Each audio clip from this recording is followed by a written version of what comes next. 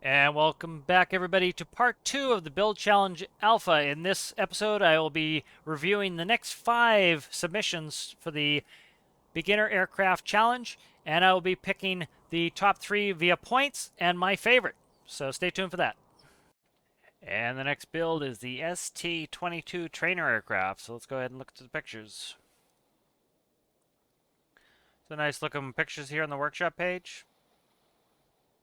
Nice conventional layout, I like that. It's by Penny. My submission to Captain's Build Challenge. It is inspired by the Saab Safari. Oh, very interesting. I don't know if I'm familiar with the Saab Safari. Air-cooled 12-cylinder X-diesel, air scoop intake, positive fixed pitch propeller, fixed gear, controls both seats, 19656, mass 1396. WS pitch 80 roll, left, right, yaw, up, down, throttle, and space is brake. Information: parking brake is on at spawn. You have to release it for taxi. Cowlings can be opened for maintenance. Canopy has to be opened.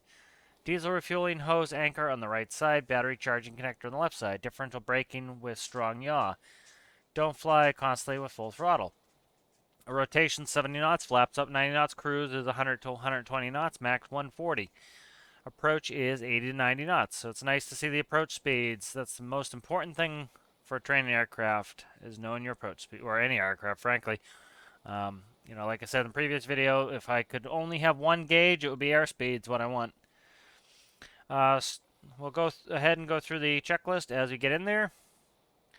Nice to see all the checklists. So we have startup, taxi, takeoff, cruise, approach, landing, taxi checklist, and shutdown checklist.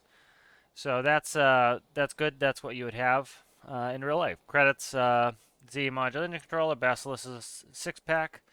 All right, so I'll go ahead and we'll look at that when we get in there. All right, so here we are with the ST-22. So nice detail in here. We have some model number in there. Pretty simplistic paint job, but it's not bad. Looks nice.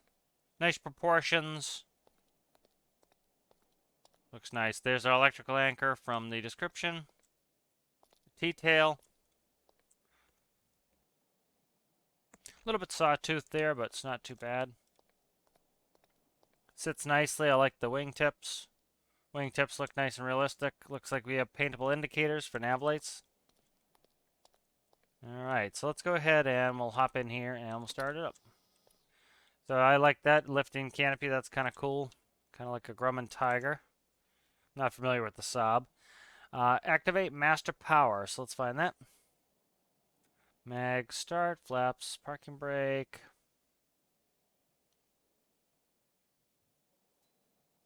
Master power right there. Okay, activate avionics.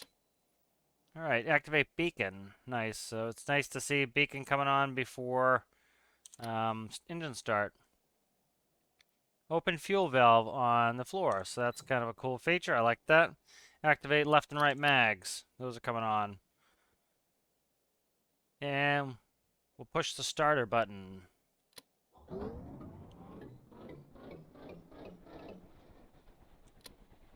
right, we're waiting for that green light to come on. That green light is on. Nice. All right, good.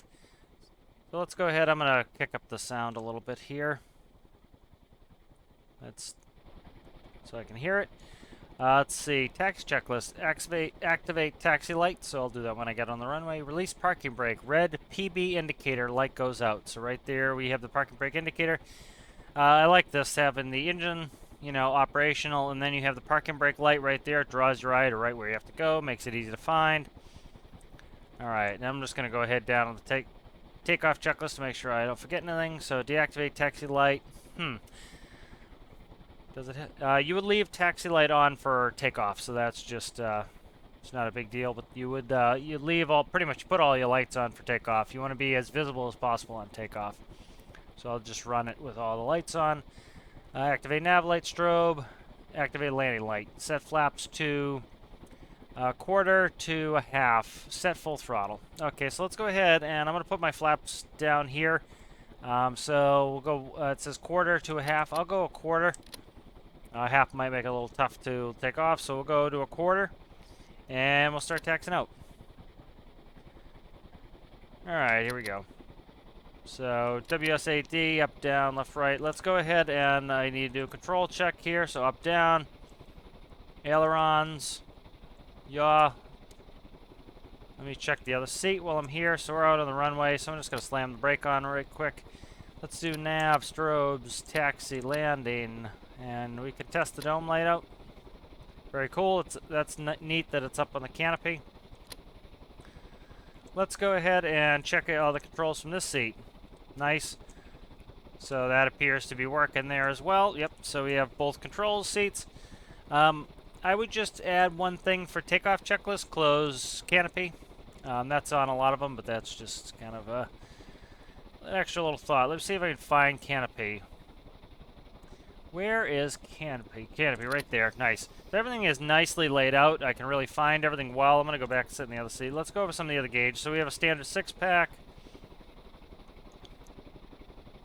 Gauges are not really laid out conventionally. I would suggest putting them in conventional positions. It's not a big deal, but generally it is airspeed, attitude, altimeter, turn slip, compass, and then VSI. But you know, that's not a big deal. That's just standard. So we have RPS, fuel, bat over there.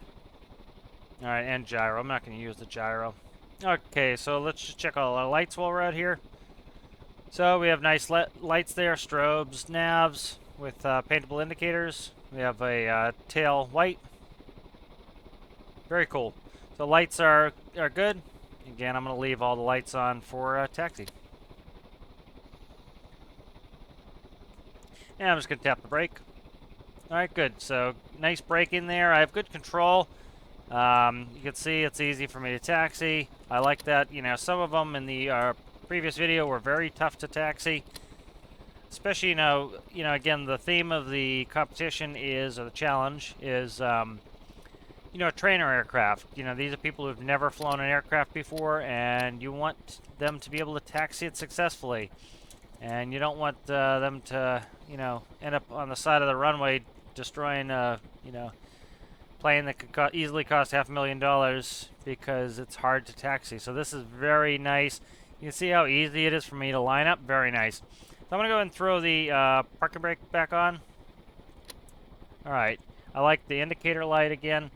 So, again, I'm going to leave taxi light on for takeoff. You would leave taxi light on for takeoff. Even in airliners, you leave your taxi light on for takeoff. All your lights come on. Again, you want to be seen. All right, so flaps are set. Lights are on. And full throttle. Let's go up and double check our rotation is 70 knots. All right, flaps up at 90. And then approaches 80 to 90. All right, good. So let's go ahead and let's get going. Here we go.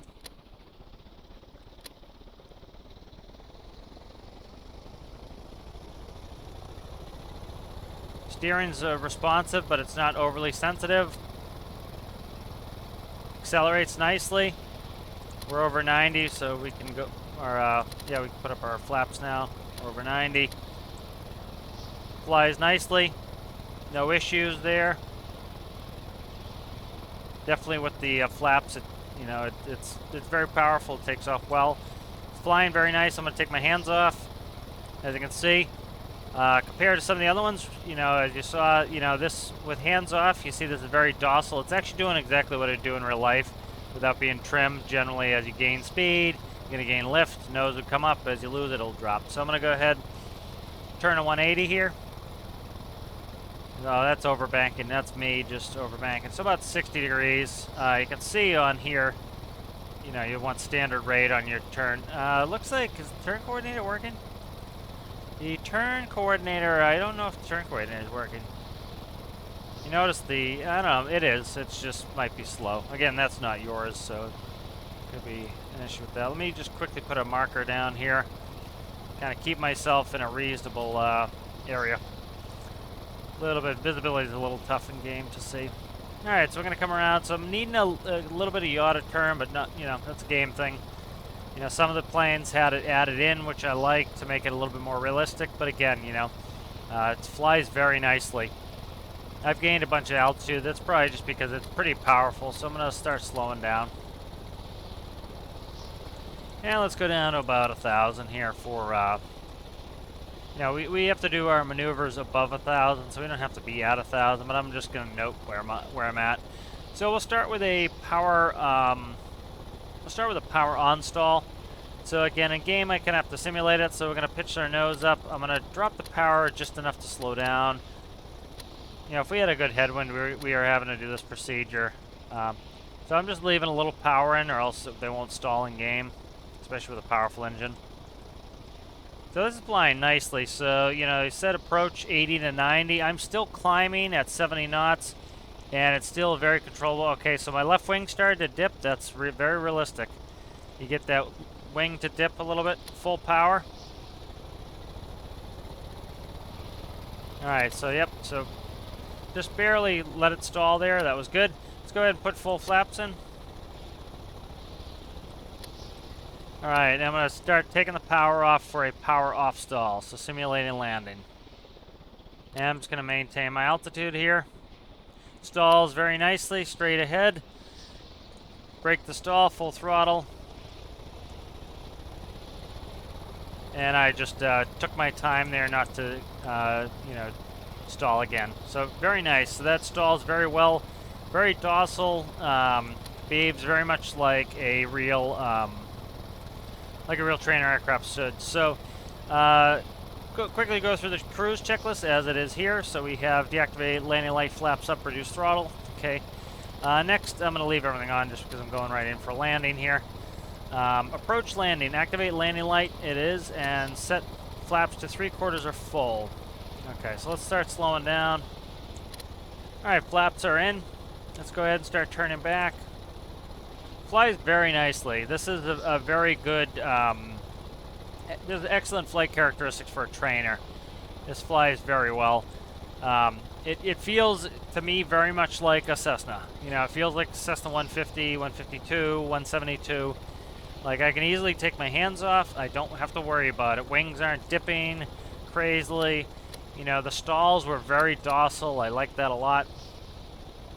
Let me just check any more checklists here. Okay, so, yeah, pretty much 3/4 to full flaps.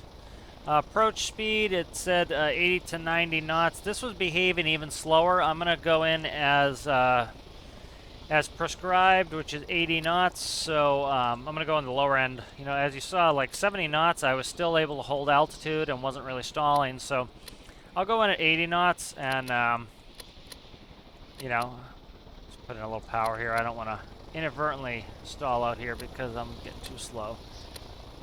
Alright, so I'm trying to get it right on 80. I want it on the low end of the spectrum here for this plane. This plane behaves very well, so I want to take my... I want to get it pretty close to 80. I'm happy to go a little bit on the low end because it's behaving so well, but this is behaving incredibly well. This has one of the best flight characteristics of them so far for a trainer. You know, like this approach is nice and slow. It's not scaring me. I can make corrections, and I don't have to worry about it. Nice little flare right on the center line. Very nice. Tap, tap, tap on the brakes. Just gentle tapping on the brakes. As you can see, easy to keep center line, no problem, and I bet I can turn it without having to even jag it left and right on the runway. Yep, look at that. So this flies incredibly well. This is very much what a trainer should fly like. You know, at no point was I scared. At no point was I... You know, was I questioning what is the plane doing? Why is it doing this? Why is it doing that? So let's go ahead and put flaps up. So I really have zero complaints with this. You know, I have a couple nitpicks, and I would definitely call them nitpicks.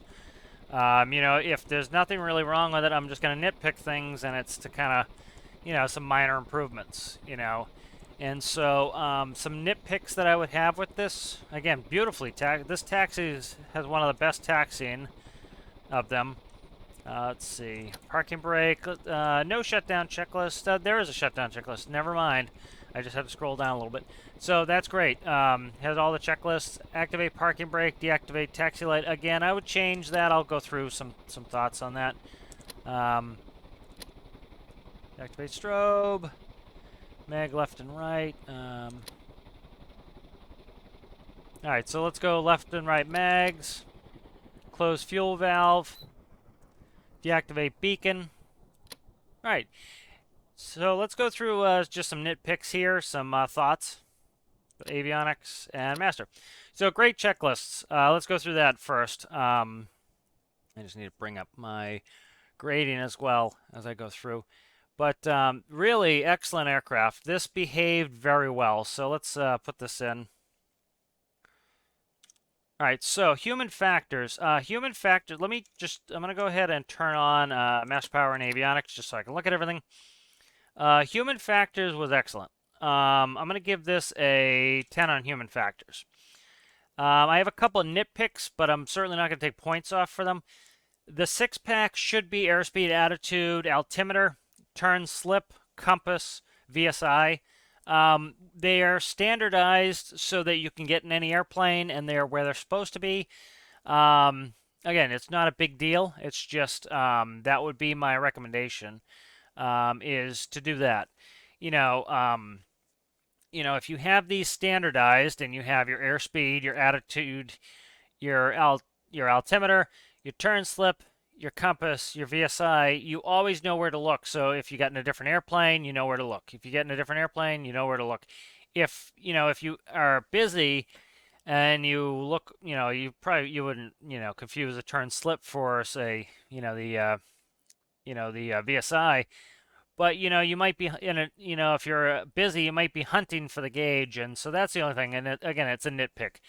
It's nice to see duplicated gauges on this side. These are all easily readable. It looks nice in here. It's aesthetically pleasing. A little cargo area. I really like the canopy. I really like the dome light on the canopy. That's great. But human factors, everything's where I expect it to be. So, for example, when you take off, you go, beacon would be on already. You go nav, strobes, taxi, landing. And then if you're taxiing at night, it would be, you have beacon on, then you put on your nav lights for taxi, and probably your taxi light for taxi. And then when you take off, you just go strobe, landing light, and you're good to go. And so, again, that's great human factors. That's actually how most of the lights are. That's how they were in the airliners. They were all in a row, and they were in order of what you want to do. So, again, taxiing during the day, you'd be like that. You get on the runway, you do nav strobes, taxi, and then, landing to take off, and so that's, great human factors there. Flaps are easily reachable by both pilots. It's okay to have to reach for a light. It's flaps, you want to have it because, lights, you can turn lights on early, or you can even go without them if you really need to. Like if you're struggling to fly in heavy winds, you can just ignore a light. It's better to ignore a light than crash, of course. But things like your flaps you're going to need, so that's easily reachable by both pilots. That's great. Mags are easily reachable by both pilots in case you had to do a restart and cycle your mags. Starters reachable by both pilots. Parking brakes reachable by both pilots. Master power is reachable by both. Gyro I don't really care about. I like the fuel valve. That's a cool feature. With the new part. Backup compass there. Redundant gauges for the other side, which is very nice to see. Certainly not necessary, but it was nice to see. So just some nitpicks I'll go through here really quickly, looking at it. So just procedures-wise, and again, unless you have a lot of aviation experience, you're just not going to know these things. I would say, let's see, where are we at here? I would say... Yes, so for taxi checklist, generally you won't put your taxi light on during the day if you're just taxiing around in the sunlight. When you go on the runway, you'll do it just again for collision avoidance so people see you. Takeoff checklist, you don't deactivate the taxi light on takeoff. You tend to leave that on, especially small airplanes will actually often have taxi landing lights. They're often two lights next to each other. One's aimed down a little bit to hit the runway, one's aimed ahead. I would leave the taxi light on for takeoff, but again, that's a nitpick. I like to see that you said put the beacon on before start, so that's great. Flaps work beautifully. Sometimes, in game especially, they'll pick the tail of the craft up. Took off great. Everything was great on that. Really great. I like to see all the checklists. That was nice. Just so... Instead of calling it taxi checklist after you land, they tend to call it after landing checklist. and that would be, you would want to put your, where is it there? Yeah, I would just add flaps up, um, set lights. You would want to take off all your lights, except for beacon, always stays on. Nav and taxi would stay on at night, and then you'd just only have the beacon on during the day, probably. I do see flaps up in the taxi checklist, but I would call that after landing checklist. That tends to be what it does, then you repeat. Shutdown was good. Um, you want to shut your strobe lights off after you exit the runway, so that would probably be on the after landing checklist. Just a nitpick again, no point loss or anything, but since you do have a fuel valve, I would shut it's not really going to work in game, but you tend to pull your mixture, which is essentially closing off your fuel to shut the engine off. Stick that above mag, but that's again very nitpicky because the plane was so good. But yeah, that was excellent. Let's go through some more stuff. So flight characteristics 10. This had some of the best flight characteristics. It flew beautifully. It felt like I was back, flying a Cessna again. Aesthetics, little bit, some of them have been really phenomenal. Nothing wrong with it. A little bit sawtoothy on the bottom. That's kind of a game thing. But it's proportionally very nice. I really like the canopy. Great visibility. It's oversized, but everything's oversized in Stormworks. And with that, the proportions are correct. So even though it's oversized, it looks right because the proportions are right. Did a great job on slimming the tail. I like that a lot. Really good detailing there. I like the T-tail on there. The wingtips look very realistic to me. I like how you did the paintable indicators on there. So aesthetics, I'm going to give that a 9. Fuel efficiency 10. Didn't have any problems. I'm going to double check it, but I didn't see any problem. Again, fuel efficiency really has not been a problem on anybody. So you had 699. Again, it's as advertised for price. Let's check it. So 699 is what I ended up with. Let's see what it spawns with here. Where are we at here? So a little bit hungry. Not bad. We use about 70 liters there. I'm not worried about it. Most of them are getting 10s unless, I'm starting to worry about running out of fuel. But you have plenty of fuel, so I'm not going to run out of it. Workshop page, let's take a, workshop page was great. I think some people had some more, had some cool stories with their stuff, trying to sell me the airplane. I enjoyed some of that, those gimmicky stuff, but you had all your checklists. I really liked that. Everything was credited. It's well laid out, so good workshop page on that. Some of them have been phenomenal, so I'm going to give you a 9 on that. Some of them have just been really great. And so you have excellent score there. And so I really enjoyed this plane a lot. This definitely fulfills the spirit of having a beginner trainer for a beginner pilot. Right, and the next aircraft is the Cessna T-41A Mescalero. So this is a really cool thumbnail. I really like that. Definitely drew my eye into that. Very cool. Really like the look of this one. This one is very nice. Great pictures there. Good work on the struts and the wings. Really nicely shaped on this. Great pictures. I like seeing all the pictures. Again, it really makes me want to look at the workshop page. Very nice. This is by Vanders. So the Cessna T-41A Mescalero, United States Air Force version of the Cessna 172F for undergraduate pilot training. In 64, the USAF decided to use the off-the-shelf 172F for the first-class students trading from the civilian airport in Big Springs, Texas in 65.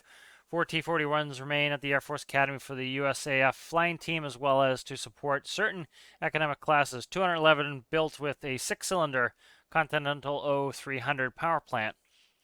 High-wing monoplane, non-retractable tricycle landing gear, 6-cylinder horizontally opposed engine. I'm really liking, even I didn't go and do a proper engine for my plane, and so I really like to see that. Mr. G had a 4-cylinder on the Cherokee, And I like to see horizontally opposed 6-cylinder on this, so that is an accurate sized engine. So that takes some work to get it to perform well, so I like that. Air liquid cooled engine, 2-blade fixed pitch propeller, 1 crew, 3 passengers, VFR only, horizontal stab, seat toggle 1, trainer control switch, seat toggle 6. So like I said, I do prefer that to be always on, but that's not a big deal. I'm not taking points off for that. It's just a preference thing. Specification, we won't go through all that. VNO, normal operating, 114, never exceed 125. VR is 60-70 with no flaps. 47 gallons of diesel, 1.8 gallons per minute.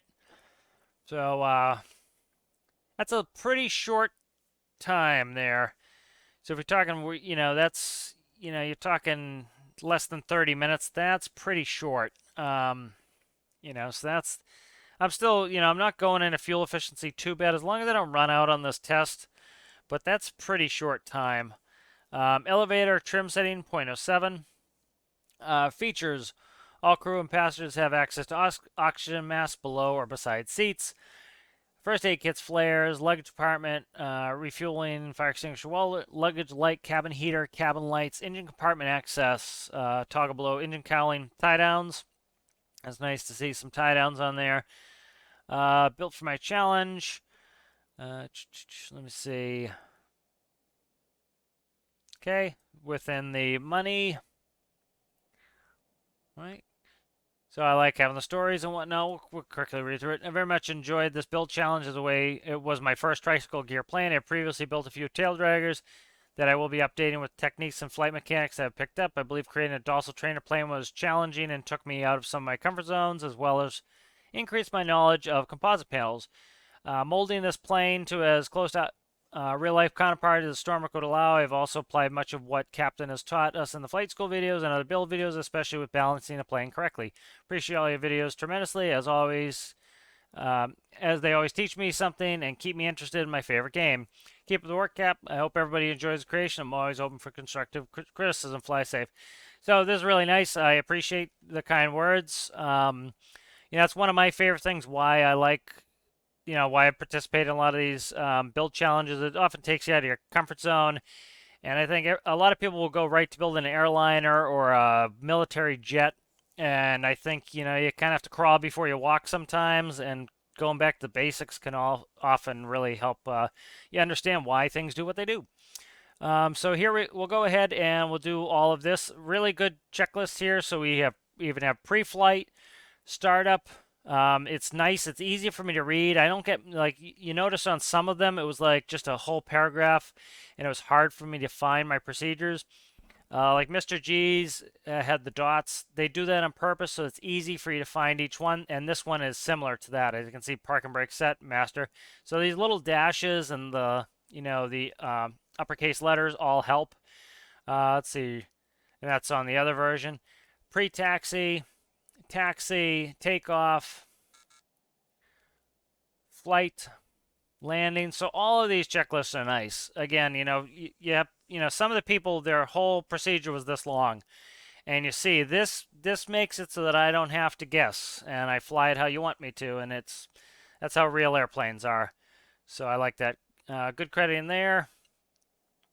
Nice references there. All right, great. So I'm going to go ahead and use these procedures when we start up. All right, so here we are with the aircraft. So I like it looks fantastic. It very proportional and looks the way that a Cessna 172 should look. I was noticing that this is on pivots and they actually come up. A lot of good XML work on this to do things like these struts. It makes it look the part. Looks excellent. Really like the gear work there. Like, on the real aircraft, you'll actually have the brake lines. They run down generally on the bottom, so you don't step on them. So you'll have it like a hard brake line here, and then it'll come around to the brakes. So that's simulated there. That's a really cool feature. I like that a lot. I like the struts. Nice paint job on here. Tie downs is a great detail. Nice wing shaping there. I like it shows you where the door latches are, both with color and with the latch itself. Nice to see a tail number on there. Great work on that. Tie down on the tail. Very good XML work on this. Nice shaping, nice coloring. You can see there's like some shading in there. Really above and beyond on that. Sits properly. Generally, that's how you sit. You sit with a little bit of pitch-up attitude. Twin exhausts like the real ones have. I like that a lot. So let's go ahead and we will jump in the seat. So let's go ahead and look in here. So we have 4 seats. That's nice. Very cool. So let's go ahead and sit in here. And we'll go through. Let me double check the pre-flight. So went ahead and did a pre-flight check. So we'll do that. Weather conditions check. Weather. Interior inspection. So parking brake set. So that's one of the things you do is that they tend to be tied down first.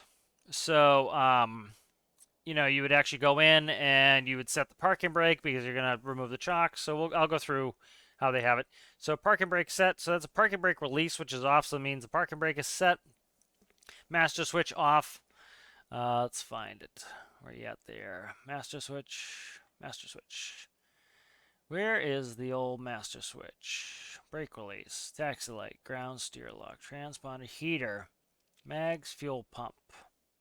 Beacon, landing, nav, strobes. Where is the master? Right there, probably. Right, nope, where are you at? Probably this right here. I bet it's this. I'm not sure. I don't think there was a picture. I bet that's master, but it's staying off anyways. Fuel valve is closed. Fuel check. How are we checking fuel with the master off? I'm not sure. Does the gauge show? It does. Okay, good. The gauge shows. Fuel valve is closed. Fuel check. Exterior. All right, so let's do it. So clockwise. Let's see. Clockwise exterior inspection starting at the pilot door. All right. Pilot door. Control surfaces port. Okay, we check those. Engine cowl. And where is that? Let's see. A little detailing there. Engine cowl. I'm just trying to read through it here. Engine. Propeller blade. Okay, I think they said it's under here. Yep. Okay, good. So that's nice. Check the engine. Propeller blade. Nose strut. Tire inflation. So this is going through, you know, like the pre-flight that you'd have on a real Cessna. So that's good work there. I'm just going to, I can reach over and shut that cowling from there. So very nice. Just trying to find where I'm at here. Control surface is starboard. Nice. Luggage door and compartment. So, let's see. That's the door latch there. Where's my luggage door? I'll have to see if it might be on the other side. I don't know. The control, co-pilot door. Navigational lights. Okay, tails. Okay, it is on the other side. Tail lights. All right, so did it say to put the lights on? Generally, you'd put the lights on. So, again, nitpicky. Generally, I think if I recall from 20 years ago, what you do is you do master power. You click, you put your lights on. Beacon. I don't know if I don't think you do landing light because it's too blinding, but you put navs and strobes on. Then you get out. You check this wing here. Again, it's nitpicky at this point, but you come around. There's lights. There's nav and strobes. Maybe I forgot something, but I don't see it on the list. Could just be me. All right, so we're at the luggage compartment. Very cool. I like to see this feature. It looks very realistic to me. I like that. Nice detail in here. We have struts. We have struts all the way in the back there. We have a light in here on a pivot. All sorts of cool stuff in there. That's really cool. Nice hiding. The microcontrollers. All right, so I'm at luggage door and compartment.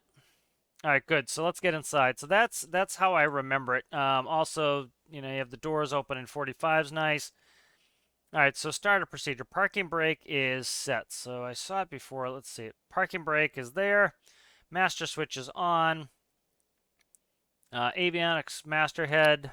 Avionics master switch, which it tells me is overhead. Instruments, which is overhead. It tells me that, which is nice. Flight controls, check free and proper movement. So let's check those. So we have pitch. We have roll. We have yaw, and we have a steerable nose wheel, it appears. Do we have a steerable nose wheel? We do.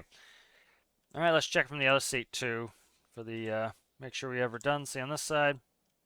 All right, and there is a button, I believe. Said there was a button, so let me look for it. So I kind of check it out here. Fuel pump mags, fuel pump, park brake release, flaps. Okay, I thought it said that I had to switch it over for this seat. Let me WS throttle. I think 6 right there, 6. Okay, so that's good. Again, my preference is to have it on the seat, but I'm not taking points off for that as long as you have the ability to do it. So let's go back to this seat. Okay, good.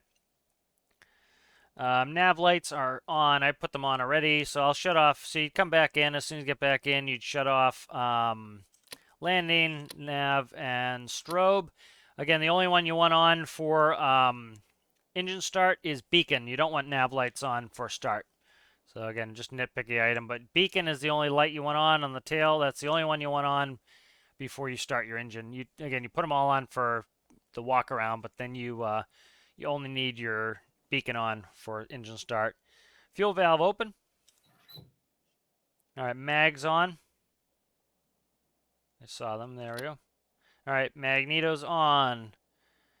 Fuel pump is on. Throttle check idle of 0.2. It is. Prop clear. Clear prop. Scroll down. Ignition. Close all doors. Okay. I would just label that. That's just, again, a nitpick that I would label that key button right there. Let's see. Pre-taxi. Flaps. Set 0 for runway operation. Okay, so it's a flap 0 takeoff. Okay. Strobe lights are coming on. You wouldn't do that on taxi. Strobes go on the runway. Nav lights go on the runway. At night, you would want beacon always on if the from engine, right before engine on to right after engine off. Nav lights come on at night. You would use your taxi light at night, but not during the day. Strobes and beacon don't come on until you're on the runway. Again, that's just nitpicky. It's nice to see a transponder function. That's nice to see.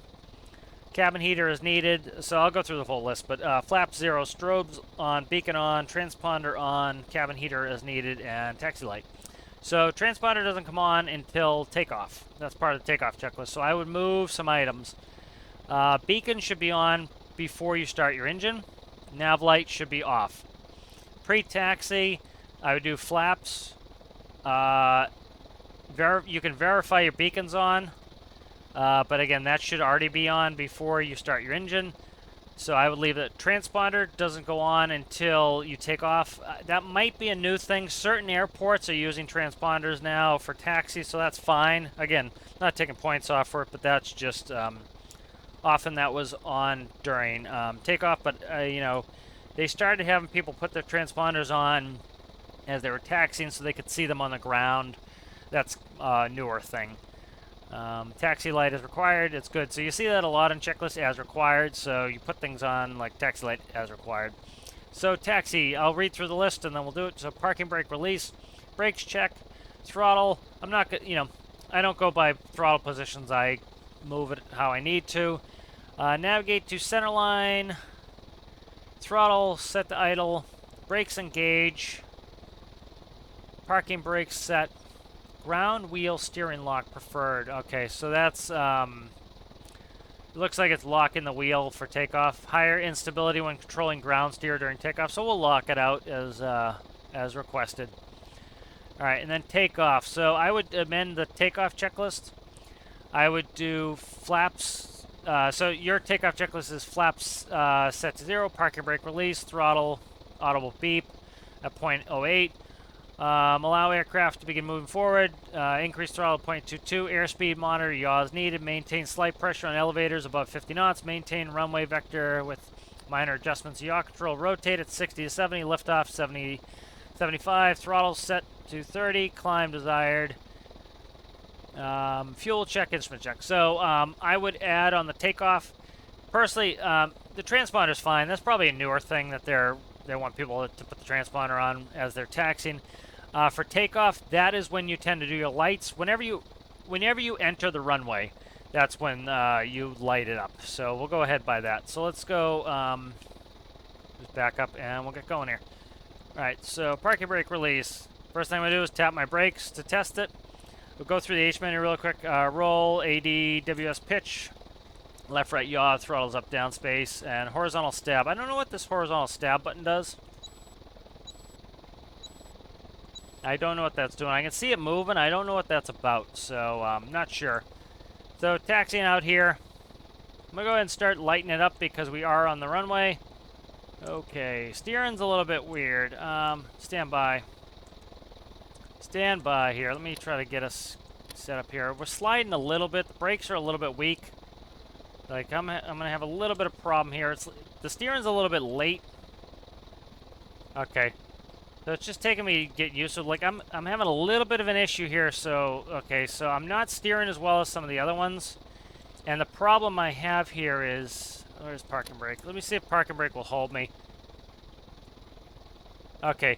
The regular brakes are not holding me, so I have to put the parking brake on or I can't do it. So I'm a little bit wobbly on the taxi. And let's do landing lights on, beacons on, navs on, strobes on the runway. Okay. Ground, okay, let me see. Taxi. Maybe I screwed this part up. Let's read it again. Ground wheel steering lock preferred but not required for taxi. Okay, let's try that. Where is that? Ground wheel, I thought I saw it. Where are you? Ground wheel steering lock. Where is that? Okay. Let's try this. See if this helps me. Okay, so that makes it so that I have no steering. So I don't know why I turned that on the taxi checklist. Okay. I'm going to leave that off because I need to be able to steer. Again, it's not steering. You know, it seems like you've slowed down the steering because you look at my rudder. My rudder's moving. I understand you probably did that to make it so that it's not as wobbly on takeoff. But it's making it so that I'm having a little bit of issue taxiing because it's delayed. But, you know, it's something I probably get used to the more I used it. So, I'm going to get rid of the H. Like, I'm holding hard right there, and now I'm holding hard left. It's just very slow. So, it's like it's hard for me to gauge. Like, you saw the last one, how easy it was for me to get on the center line. I wasn't fighting it the whole time. This one, I know that right now I have to let go and start going the opposite direction. I've been holding it the whole time. Now we stop, so it's very delayed, and I could use a little bit more brake on spacebar because I have to put the parking brake on or I'm going to lose brake. So I would recommend a little bit, give me the ability to steer a little bit better on the ground. Alright, let's see, flaps, verify, where's flaps here? Flaps right there, verify to 0. Let me go through some of my gauges too. Engine RPM, temp, speed, ooh. Okay, that's good. Airspeed and knots, altimeter, so there's good backup stuff over here. Okay, good. Airspeed, attitude, altimeter, so these are all in the correct position. I like that. I'm just going to set the throttle, you know, I'll set the throttle as necessary to take off. Alright. Rotate 60 to 70. Okay, so I'm going to try to not lock out that ground steer. I'm already worried about it, so I'm not going to take it. I'm going to shut this door too in a second here. All right, I like that you colored that so I can find it, but I'm already worried about this steering here. So if I have problems with it, I'll try it with the lock. Yeah, I'm already having problems with this. All right, let me start it up really quick again. I'm having steering issues here. Starting to have a bunch of steering issues. It's not friendly to steer, let's put it that way. I'm going to do a modified startup procedure just to get going here. Hopefully I don't screw anything up. Taxi lights up there, okay. Parking brake, release, started. Beacons coming on, landing, nav, strobes. All right, so that I'm gonna try to get it myself straightened up, and then I'll try to put that ground steering lock on. But I am struggling to steer. Like you saw, the last one was a great example of like I'm holding right as much as I can. Now I'm full left, full left, full left, full left. Nothing, nothing, nothing, nothing, nothing, nothing, nothing. Full left. Okay, here we go. Full right, full right, full right, full right, full right, full right, full right. Stop. Okay, full left, full left, full left, literally full left. I just like steering is really brutal. The steering is worrying me a lot. Very worried about steering here. Like, I dare not go near the edge of that cliff because I do not know if I'm going to be able to do it. So I'm up full left right now. Full left, full left, full left. Okay. Brakes. So I am very concerned about steering. Full right, full right, full right. Full left, full left, full left, full left. Left, left, left, left, left. All right, so, oh my God. Full right, full right. I've had full right for a long time there. Stop. Okay, I'm terrified of the steering of this. Ground steering lock, as recommended. I couldn't steer last time. I'm very worried about this. See, like, I can't steer at all now. Okay, I have to steer. I have to be able to steer on takeoff. Can't lock me out of my steering on takeoff. Just can't happen like so. I'm afraid to put the throttle up right now. Oh my God, I'm terrified of steering here. Okay, I'm in a rock. I'm terrified of steering this. All right, so I'm gonna try to just come out and hook it and go, because I am terrified of controlling this on the ground. I really am. It's just like you saw some of the other ones how good they were on the ground for steering. This is terrifying me on the ground. It really is. You know, it's tough. All right, let's try to get this out there. I'm just kind of at a loss of what I'm going to do here if I can't steer it. All right, I'm going to try to just go because I can't reliably back taxi. You know, part of the reason I chose this airport was it has the short runway, and you have to back taxi if you want full runway, and so that helps to show that you can taxi on the ground. You know, we used to have to back taxi with short runways, so.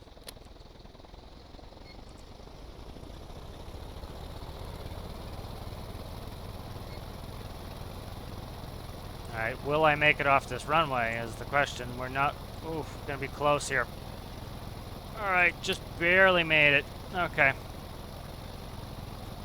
So yeah, the taxiing really has me worried. Okay. So let's go through. It says check fuel, instrument check. Okay, good. Yeah, the taxiing, dude, it literally has me stressed out. All right, let's go ahead and we'll make our turn. Oh, little bit sensitive on the roll there. Just a hair, not bad. Little bit sensitive on roll. But again, that's, you know, you get different airplanes, you'll have different flight characteristics. Having to yaw a little bit extra. Little bit sensitive on pitch as well, so a little bit overly sensitive, but not bad by any stretch of the imagination. All right, I'm gonna do a quick stall here once I get lined up. I'm like, I have a little bit of anxiety about landing this because of the steering issues. Like I talked about in the last video how when the flight school got those caster wheel planes, how it was terrifying. What happened there? Oh, it's in degrees. Okay, so that loops. That's interesting. So I'm gonna go full flaps here. Wow, what is going on here? Okay, I could do without having to press this 20 times. I think a regular Cessna 172 has, was it 3 flap settings, I think? So I think that's excessive. I would set it up where you have like 3 flap settings. That's a lot of clicks to get the flaps. Okay, it's looping too. It's weird. Like you could, I understand you have 1 button, so that's probably why. Okay, I understand why you did that. That's not a big deal. I would rather see the throttle indicator go and put proper up-down flaps on that. That would be my preference. But let's go ahead and do a power off stall. You know, it's if I'm in a rush, I'm trying to do flaps. Like on this power off stall, I'm going to need to do flaps here. Okay, there's the stall. Stall's nice and docilely. Doesn't dip a wing. I don't spin. Full throttle, pitching above the horizon. See, now I need to put a... Okay, so this is the issue with your flaps. it goes from 45 degrees, which is max flaps, all the way up. You would never want that in real life. When you're doing that stall, for example, you would want to go from 45 up to your next notch. And then as you gain some airspeed, up to your next notch. You don't want to just yank your flaps out like that. Overly rolly. You can see how quickly I can roll. Again, you know, max bank in a general aviation airplane before it's aerobatic is about 60 degrees, which is about there. And so it's a little bit overly sensitive. It's not bad. Let's go ahead and quickly check some checklists here. Flight. Okay, that's fine. Horizontal stabilizer is needed, so that must be. Okay, so is that must be for? Where is it? I'm trying to find it here. Transponder should have come on. It was a me issue. What the hell is horizontal stab? 1. Okay, so that's like a wing leveler. Okay, so yeah, so that's essentially like the gyro coming on. I can do without that. It's like a wing leveler. Oof. I don't need it, but it's working like a wing leveler. You know, some of the old pre-autopilot things had wing levelers. It was just kind of worked like that. Let's see, landing. Okay, I'm going on a long extended final here. Let's see, landing lights. I'm not going to mess with the lights. I'm happy with that. Approach, flaps as required. Tell me where my flaps should be. Flaps should be... Okay, I'm going to have to pause this and read through this. A little bit lengthy on the... on this. So landing base, 1 to 2 miles from runway, 800 feet AGL. Okay, I don't need all that. So you don't put all that in a checklist. This is a procedure. So this would be in your manual. The checklist would go, you know, flap set to 45, you know, landing light on, you know, that would be on your checklist. This is more of a procedure, which is fine, but, you know, I have to kind of pause it to go through it. So landing lights on, taxi lights as required. Those would come on as well. Flaps as required. Tell me what flaps you want. You know, if you check the Cessna manual, it will tell you what flaps to put in. Throttle, I'm not setting your throttle via numbers. You move your throttle depending on airspeed, and the reason I see this all the time, people trying to tell me what throttle to set it at. What if your wind's different? You know, if you're using a linear speed sensor, which you know you really probably shouldn't be. You should be using a wind speed indicator. Your wind is coming in, it's hitting the pitot tube. So if you have a 10 knot headwind, your approach speed is still, say, 70 knots, but you're actually going 60 knots across the ground. So your linear speed sensor would be showing 60 knots. You don't need to be going, you know, so your ground speed is different than your airspeed. So you're not setting your throttle based on that. Your throttle will be back more if you have a headwind. If you have a tailwind, it would be the opposite. You would essentially be going faster, and your airspeed would be potentially showing less. Not really. It would just not be taken in the headwind component. And you would have your throttle in a different position. So I don't really like this. Tell me what to set throttle. I'm just going to do it by a speed. Trim is needed. Airspeed check. Approach speed 88 knots. Okay, final.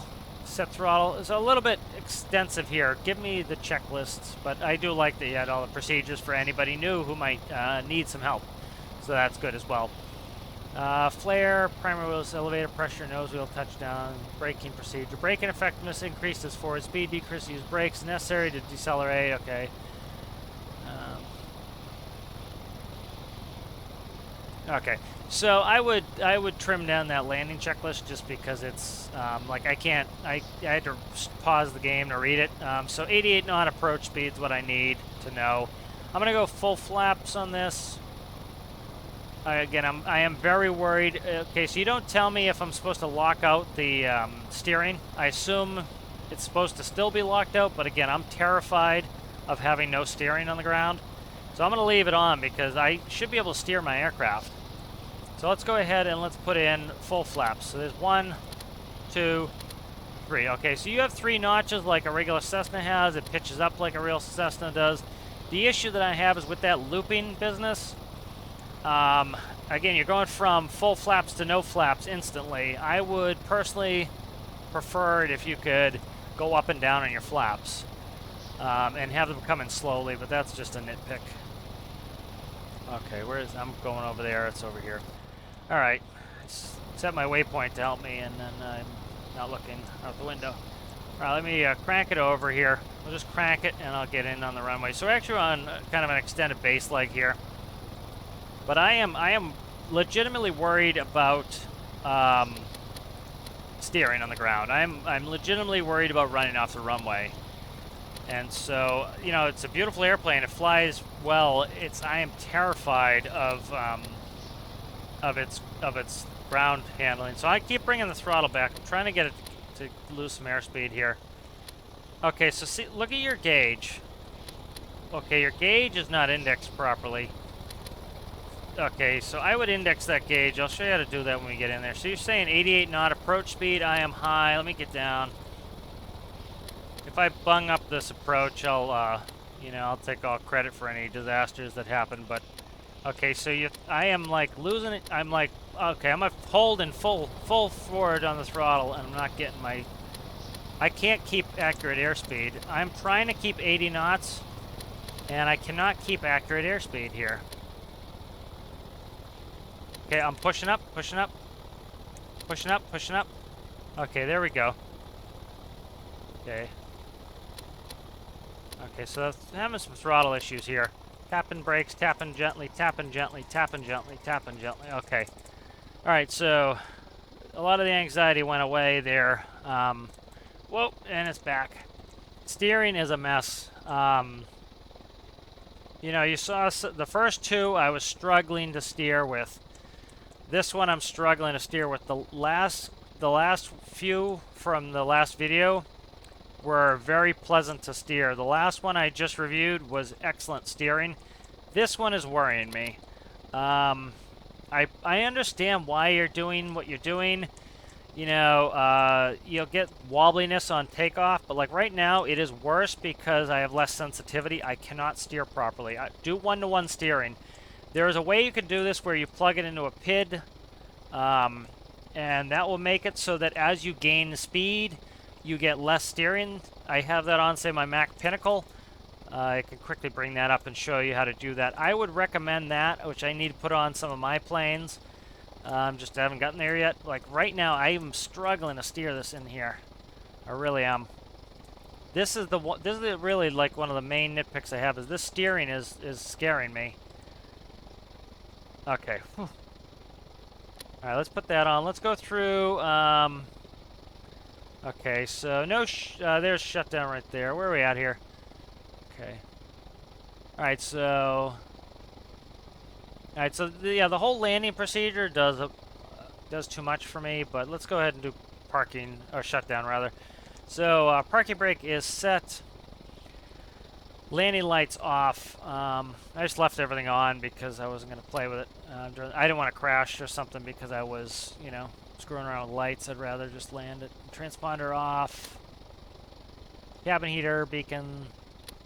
Landing lights off. Nav lights off. Okay, ignition off. Mags off. Fuel pump off.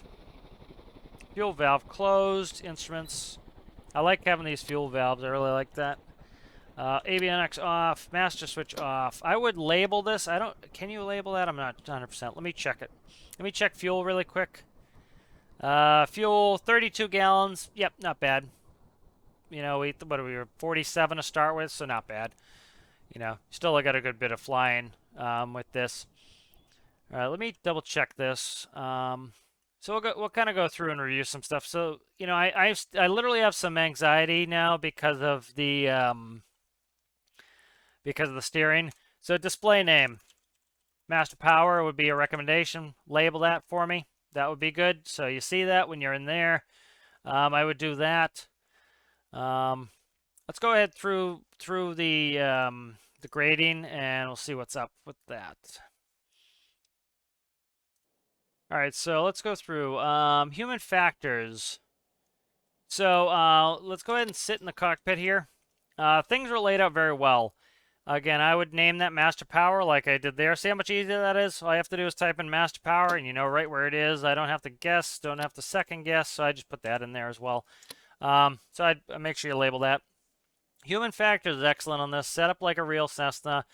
Again, you have 6-pack in the correct order. I like that. Backup compass. This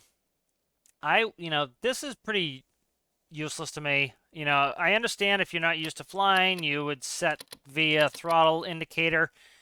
No, the way you will operate it in real life is you move your throttle to maintain airspeed.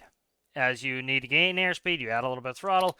As you need to decrease, you decrease. I was struggling with that throttle on landing there. I was like pulling and pulling. I was going like 110 knots, and I kept pulling and pulling and pulling and pulling and pulling and pulling and pulling and pulling. And then I was down to 60, and I'm like, what is going on there? The other human factors thing I would say here is I'll bring it back in for a second. So if we look at this gauge here, I'm very familiar with these. I put these in most of what I have here. So here's your airspeed indicator right there. So if you look in here, okay, so let me explain the colors to you. All right, so green arc is your normal operating speeds. All right, so the green arc should not go below your stall speed. All right. I would put that at because 30 knots, green means go, green means you're good. That should be somewhere in your stall range. White arc is for your flaps. So, for example, I would put, if this thing stalls out at 70, I'd put that at 70. Let me look at your instructions as well here. Kind of go through your speeds. Where are we at here? Because again, the gauge is supposed to tell you something quickly. You're supposed to look at the gauge and know what's going on. All right, so V and O normal operating range is 114. All right, so start of the yellow arc should be 114. All right, V and E is 125. All right, so yellow arc should be 125. V and E 125. Good needle stop speed. That's fine to go a little over. White arc. That's fine. I think sometimes they go down to 0 just because, to tell people you can put your flaps on the ground. White arc end speed, why is that stopping at 70? So that's when the flaps would rip off. So, this could easily go up to 100, I would say. I can't remember what it is on a Cessna, but let's say 100. So that's 100. So it should go from 0 to 100 is fine. So this is how I'd set this up. That's fine. So let's see how that is, because like I was instinctually looking at that gauge, I was instinctually looking at this gauge to know where I could. So when I come in for an approach to landing, I put my needle right on the bottom of that green arc. I put it right here. That's where I put it. And so, for example, I was in the yellow. The yellow is anything between V and O, normal operating range, and V and E, never exceed speed. So your yellow is up here. All right, your green is where you're spending most of your time. So that's from stall to the end of normal operating range. That's what this is. Your white arc is your flaps arc. So when can I put in my flaps? So say, for example, my flap extension speed is 100 knots. Okay, I'm going too fast for flaps. Start slowing down. As soon as I hit the white arc, flaps. As soon as I'm starting to come out of the white arc, I need to make sure my flaps are up. Pretty simple. That's what those colors are for. So I understand you might not get that, but again, that's just, you might not know that, but that's what that's about. I should be able to sit at the bottom of the green arc. I could not go in the green arc without stalling. And so that was not good. So again, nitpicky thing. It's not something I like that. That's cool. It's not something I'm going to take points off for, but it's just a human factors thing. There is a reason why these gauges are colored the way they're colored. All right, so that's something I would recommend changing. So human factors, I'm going to give it a 9. There was a little bit of confusion there, a little bit of confusion on the workshop page. The landing checklist was extensively long. I took off some points for this flap. So, for example, I like that you have 3 notches. I do not like that it rotates, and this is the reason why. These flaps are giving me drag, but they're giving me a lot of lift. let's say I stall on short final. Let's say I'm 200 feet off the ground and I stall. That's what a power off stall is simulating, a stall close to the ground. All right, I dip my nose, I go full throttle, I break the stall, I pick my nose back up. As soon as I get, I make positive rate, I want to go from 45 degrees of flaps to 25 degrees of flaps. You gently take out 1 notch of flaps because you don't want to lose all that lift. You need the lift to help you not stall again because you'll get no secondary stall. So what yours is doing is it goes from 45. I'd be doing that procedure. I'd say I stall on final right above the runway. I recover it. Phew. I go to bring up a notch of flaps, and now they're all the way up. I lose all that lift, and that will happen in game. So I would not loop that. I would rather see you get rid of this throttle indicator or move it or do something. I would just get rid of it and put an up-down flap so that I can go. So because like this too, I was looping it, and it took me a second to figure it out. I'm like, oh, it's looping. You wouldn't want it to loop like that. I want to go to 45 degrees. Then I want to click one up. I want to go to 25 degrees. I want to click one up. So like say we were doing a go around, right? You came in for landing. Oh, scary. I'm going to go around. You go full throttle. You pitch up. Positive rate. You would bring your flaps from 45 to 20. What was it, 25? As you climb up and you are maintaining positive rate, you bring your flaps up to the next degree up. Maintaining positive rate, bring them all the way up. So by looping them, you're essentially taking your flaps away. So I'd change that. But other than that, human factor is great. Laid out well. Things are easily reachable. I would, again, just label that master power. That helps. These aren't bad where they are because, you're going to touch these once and you're going to be done with them. Most of these, beacon comes on during, from before engine start to after engine shutdown. And then these get clicked. They tend to put them in the front panel because you're getting on the runway when you're doing this, so you need to go transponder. So they do lights, camera, action. They do lights, camera, action on takeoff. Again, the transponder probably has changed. But like heater would be better back here, and it'll have lights up there. But that's a nitpick. I'm not taking points off of that. So I'd give a human factors of 9. All right, so I think for handling characteristics, I'm gonna do a 6. It flew pretty well. I'm kind of looking at some of the other ones, and so the T-28 Trojan, I think it flew about the same, maybe a little bit better than this in the air. The main issue I had with this one was on the ground there. That nose wheel steering is just very tough. That scared me as, if I was operating a real plane like that, as you see, 2 crashes trying to take off, and then finally I just kind of whipped it out of there, and I really couldn't operate on the ground like I would have liked to, so that lost some points. I was terrified coming in for landing that I was going to have issues with steering, which I ended up not having, but, again, especially the ST-22 that I, just reviewed right before this one, behaved wonderfully on the ground, and so there were a lot of aircraft in this that behaved really well on the ground. The Flea behaved well, the PA-28, BN-343,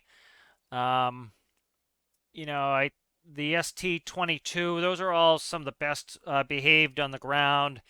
And, you're talking like T-28 Trojan, that was tough on the ground.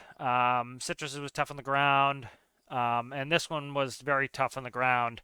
And so, that's part of the operation of the aircraft that's important.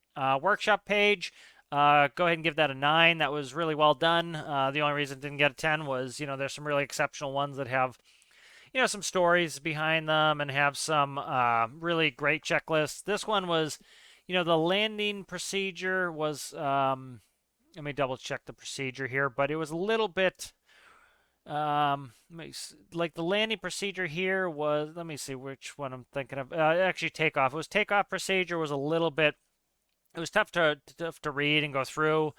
But it was set up really well on the workshop page. So the workshop page was really good, and so I gave that a 9. So overall, it's a great aircraft.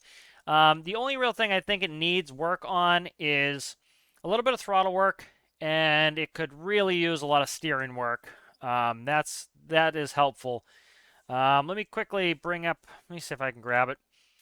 I'll bring up the Mac Pinnacle if it will spawn in here. I don't know if it will.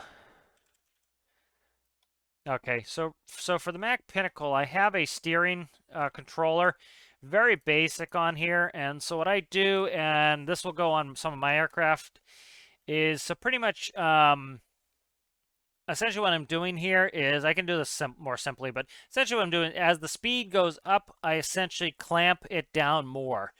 And so as I go faster, you'll notice I have different clamps here. And so, for example, when I'm going, when I'm at a slow speed below 13 meters per second, I have full controllability of my steering. As I get up between 13 and 20, I now have 70% of my steering. 20 to 26, I have 15% of my steering. And from 26 to essentially infinite speed, I have 10% steering. And so you can do something very simple like this. I could probably even do it more simply than this, but this is kind of an old controller. It's not perfect. And it all feeds into a PID. And so what it does is it allows me to steer very, to do a lot of wheel turn at slow speeds. And then as I get up to higher speeds, it gives me less and less. And what you'll notice with that is you don't have issues with that steerability. So I think that's probably what you're going for, why you had a lockout. I imagine you have some issues, some steerability problems. But if you did something like that, where as you go faster, you get less and less steering, and of course there's an easier way to do it. That's an old micro that I made. There are other ways to do it that would make it so that as you're going faster, you get less steering, and then as you go slower, you get more steering. In real life, you have rotational forces that help stabilize you. So, for example, as you spin the wheel forward, any change in that wheel will go 90 degrees to it because of the centrifugal motion, and so it actually dampens your steering in real life. Of course, we don't have that in games, so we have to kind of put in a damping system. But that would be my main criticism of this build, is the steering. It's the only thing that scared me. It looks gorgeous. I gave you a full 10 for looks. It was absolutely deserving of that. Workshop page was great. The only real area where I felt this build fell down was definitely on that steering, and it made me worry about it. I was afraid that I wasn't going to be able to control it when I got it back on the ground. You saw how I had to, reload it a couple times because I was struggling steering. You really shouldn't be locking out your steering when you're taking off. You need to be able to steer well when you're taking off. And if I didn't have it right in the center line when I landed, I doubt that it would have been able to steer properly. So, that's something you can, one thing you can also do that's super duper easy is if you're using a gyro for yaw for the rudder, you can feed that to the nose wheel and that will fix that as well. All right, so thank you very much. I really enjoyed that build. And the next build is the Forehead Industries TAc2 Stingray. All right, so let's go ahead and take a look through the workshop page here. So we have some nice pictures here. Nice, really like this thumbnail, as you can see. Kind of has the ground chevrons emulating the shape of it. Really like that. Really nicely done, nicely branded. Some nice pictures here. This is definitely a different design. It's definitely unique. It's not typical. It's by The Fod. So the Forehead Industries TAc2 Stingray is a flying wing light aircraft built for Captain Cockrell's Community Build Challenge for a two-seat general aviation trainer. Consequently, the Stingray comes with the following features. Controllable from either the instructor or pilot seat with no need to switch controls. Again, that's my preference. I like that. Docile handling for first-time flyers. That's good. Low fuel burn rate and less than 20,000 cost for economical operation. Fixed landing gear, stall warning alarm. Additionally, the Stingray was has built-in automation features such as engine overheat protection and RPS control, automatic cockpit heating, active stability assist, altitude hold, and a basic autopilot with ETA estimation. WS is pitch, AD roll, left, right, yaw, up, down, throttle, hotkey 1, push brakes. Parking brake override switch is also present on the center console. Stingray has been designed with simple operation in mind, allowing for a relatively short startup procedure. Startup, turn on the master and engine power, orange Cessna center console. Turn on navigation lights, landing lights as required. Taxi to the runway, set throttle to a target 15 RPS for takeoff. All right, so, wow, that's fast. It's not that fast. It's over 100 knots. I forget the conversion, but that's pushing 100 knots for rotation. That's on the high end of it. Let's see. Okay. So Not a bad range either. I'd like to see more checklists. So again, you know, if you have a ton of checklists and I screw something up, that's on me. If I have to guess and something gets screwed up, you know, I went with the information I had. So uh, you know, not too much information here. So we'll see. We do have you know pretty much one speed. I have takeoff speed. I'd have no clue what my approach speed is, so I'm gonna have to figure that out on my own. And so again, if I bang up the landing because I can't figure out the approach speed, well, you know, an airplane manual should have that, and it should tell me how fast I need to go. All right, so let's start the walk around of the Stingray. So definitely a unique design. I like it. Cool color scheme here. So this is a pusher prop. All right, and so we have our rudders there. It looks like ailerons. Looks like double ailerons there. Pusher prop design. Have a button here, canopy there, okay. And have another canopy there. Let's go ahead and jump in. All right, so let's see if I can move the control surfaces without power. I can't, so probably need to power them up. So it says turn on master power. Okay, so let's see the orange section. So that's cool, coloring them. That's a good human factors thing. Makes it easy for me to find where it is, and you said where it is. So with master power on, I can do elevator, ailerons, okay, and rudder. Wow, okay. We have round steering, so that we'll see how that functions. I'm skeptical about that. That is interesting to me. How we'll see how it performs. All right. Let's read through these. Startup. Okay, so there's some startup information here. Notes: anything can happen in the next half hour. All right. So let's go through this and check everything. So let's go ahead and we'll close the canopy. Engine RPS, engine temp, fuel usage, liter per second. We have a compass. We have our artificial horizon. A little bit of human factors issue here with it's not terrible, but your artificial horizon in the center, so I'm having to look cockeyed at my artificial horizon. Where's my speed? Aircraft speed meters per second. So I am the primary pilot sitting in the left seat. I have no gauges in front of me, so I have to turn about 45 degrees to look at the artificial horizon, and I have to look down here for my aircraft speed. So this is how I'm going to be landing. So the entire time you're coming in for a landing, you're supposed to be doing a cross check. So the reason why they settled on a six-pack design for most of aviation, of course they're doing more digital stuff now, but it was you'd go artificial horizon, speed, artificial horizon, altitude, artificial horizon, turn slip, artificial horizon, compass, artificial horizon, VSI, artificial horizon, speed. And so you could cross-check very easily, and you could be looking out the window, cross-check speed, looking out the window, cross-check speed, looking out the window, speed, looking out the window. And that's how you come into land. I'm going to have to go speed, look out, speed, look out. So that could turn into a human factors issue. So we'll keep that in mind. So let's go ahead and match power is on. Engine power, orange, center of console. Okay.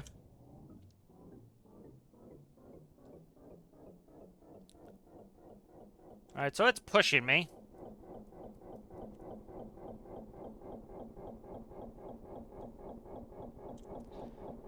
All right, so I don't know what's up here. Okay, so the throttle is all the way back, as you can see. And it's just driving me around. Doesn't sound like the engine started. So I'll read you the startup procedure. Turn on master power and engine power. Turn on navigation lights / landing lights as required. Taxi to runway and set throttle to target at 15 RPS for takeoff.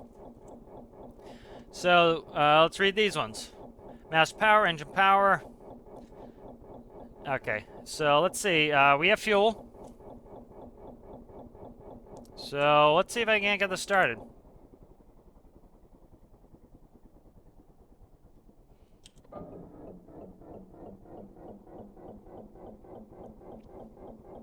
Okay, so let's see. All it shows me is takeoff and cruising power. Okay. All right, so we're running into some problems here. Spawn it again. Let me make sure that parking brake is on. It said nothing about parking brake. So we're kind of, what's that? Okay, let me look at these details too. So I have a access hatch here. Okay. Get back in there. Let's see if we can't get this to run. Again, I'm having to guess because there's not enough instruction here. So master power on. Where is my parking brake? Parking brake is now set, so that's default off. That's fine. Nav, lights, strobes, and beacons. So I'm gonna have to turn them all on to have my beacon on for startup. Let's see, cabin lights. Okay, instrument backlights. Let's turn that on. Let's go ahead and try the engine now.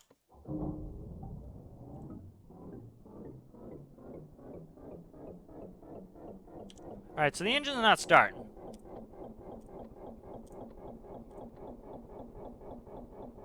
Where's my RPM? Okay, so I don't know what's up here. So I'm showing an RPM of over 2.5. That engine should be started. So kind of trying to figure out what's going on here. All right, let's take the brake off. Parking brake. Right. So I will. So the engine's not running. Maybe, but the starter's going. Let's put it that way. The starter's going. I don't know, man. So let's try to take off here. We'll see. We're already running the human factors things. I'm already confused.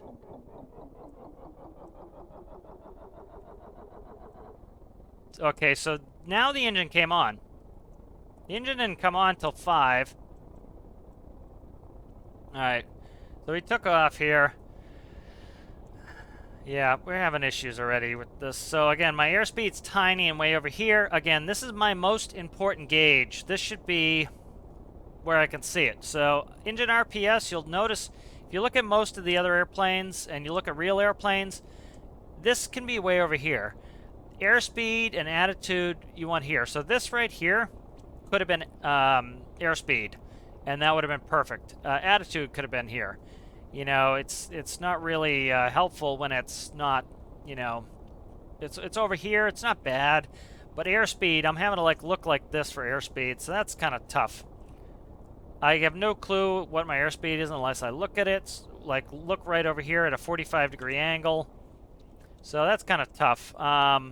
Engine starting was really weird.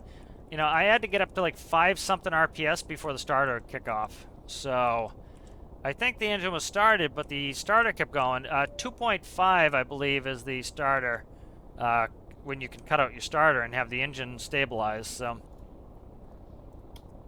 going to set a waypoint to go to. We'll do some, so I have no flaps, I don't think. So we'll just have to do, I'll just do a kind of a simulated power off stall in landing configuration. So let's go ahead and bring the power back. Again, no clue what my speed is. You can hear the engine trying to restart. So my engine is not running if it doesn't run with the throttle all the way back. I should be able to pull the throttle back and have the engine run. So let's see. Okay, so we're stalled. Flying all right. So there we go. Finally have that engine kick back on after a while. All right, let's get it some power here. All right, so I don't know why the engine's dying on me like that. That's really not great. Engine should be running. It shouldn't be running the starter the whole time. You got to kill your batteries doing that. Well, I don't know what you have for battery in here, but you know, it's like the engine's not really kicking on till that. So you've got me a takeoff speed of 50 meters per second. So now I'm going to have, again, I have to guess what I'm doing for landing. So I'm going to have to guess what I'm doing for landing. So we'll kind of do a typical approach. We're on downwind here. I have no flaps, so we're not going to bother with that. So I'm going to slow down to, so if 50 meters per second was my takeoff, I'm going to do about 60 meters per second, which is, you know, let me do a quick conversion here.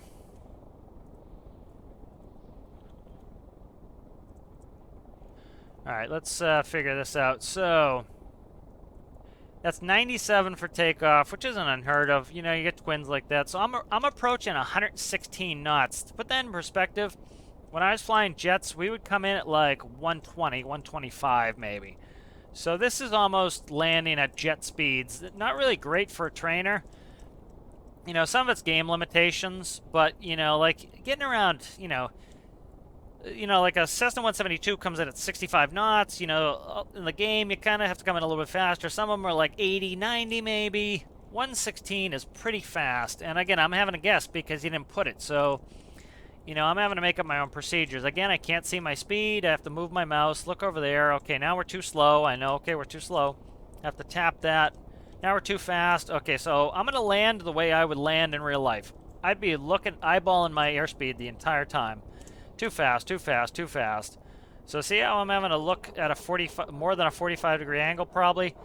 This is, okay, my engine's dying, or my starter's on. Let's put it that way. I think the starters are kicking on. So we're super slow, and I can't tell because I'm having to look. I'm looking out there. My cross-check is all messed up. Okay, so that's a huge human factors issue there. All right, so I landed the way I would have to land in real life. Is you want to be eyeballing your speed. Your speed is the most important thing. You don't set via throttle. It's just not how you do it. And with this weird steering here, I'm doing donuts here. So I've never seen or heard of any aircraft that had this round steering like this for a trainer aircraft. That is just tough. And if you guys can hear, this is trying to start the whole time. We're currently at 2.9 RPS, and it's trying to start my engine. The engine should be running at 2.9. We're at 4, and the engine's starter is still on. We're at... Okay, so it kicks out at 5.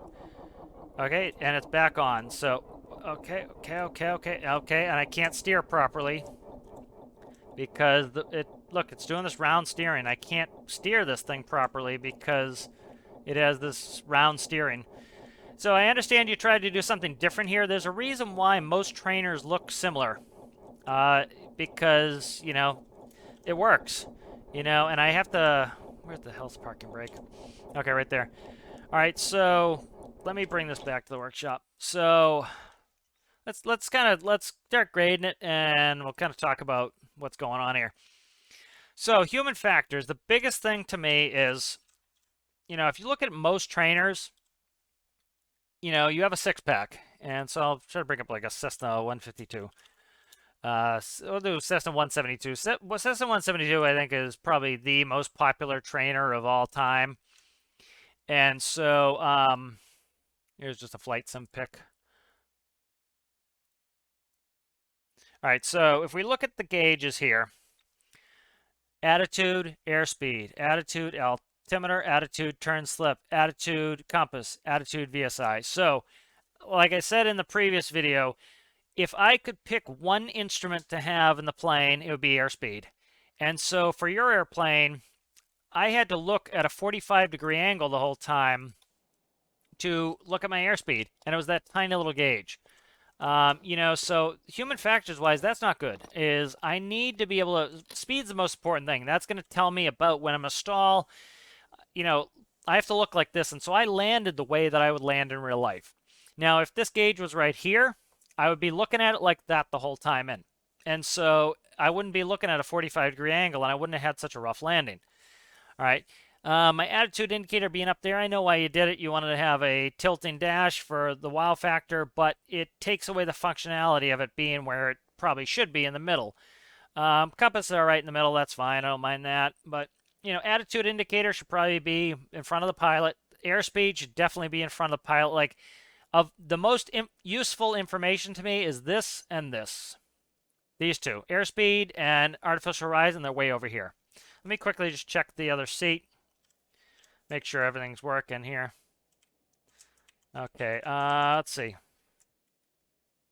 All right, so let me double check your workshop page. I thought it said I don't have to swap, but let me check it.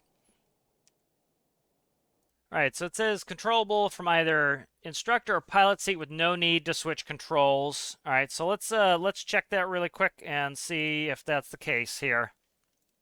So I'm in the flight instructor seat, the right seat. I'm doing, let's see, I'm doing WS. Actually, I'm sorry, turn on master power. I think it's a me issue. I respawned it. Okay, that's good. Perfect. So that is working. So that's good.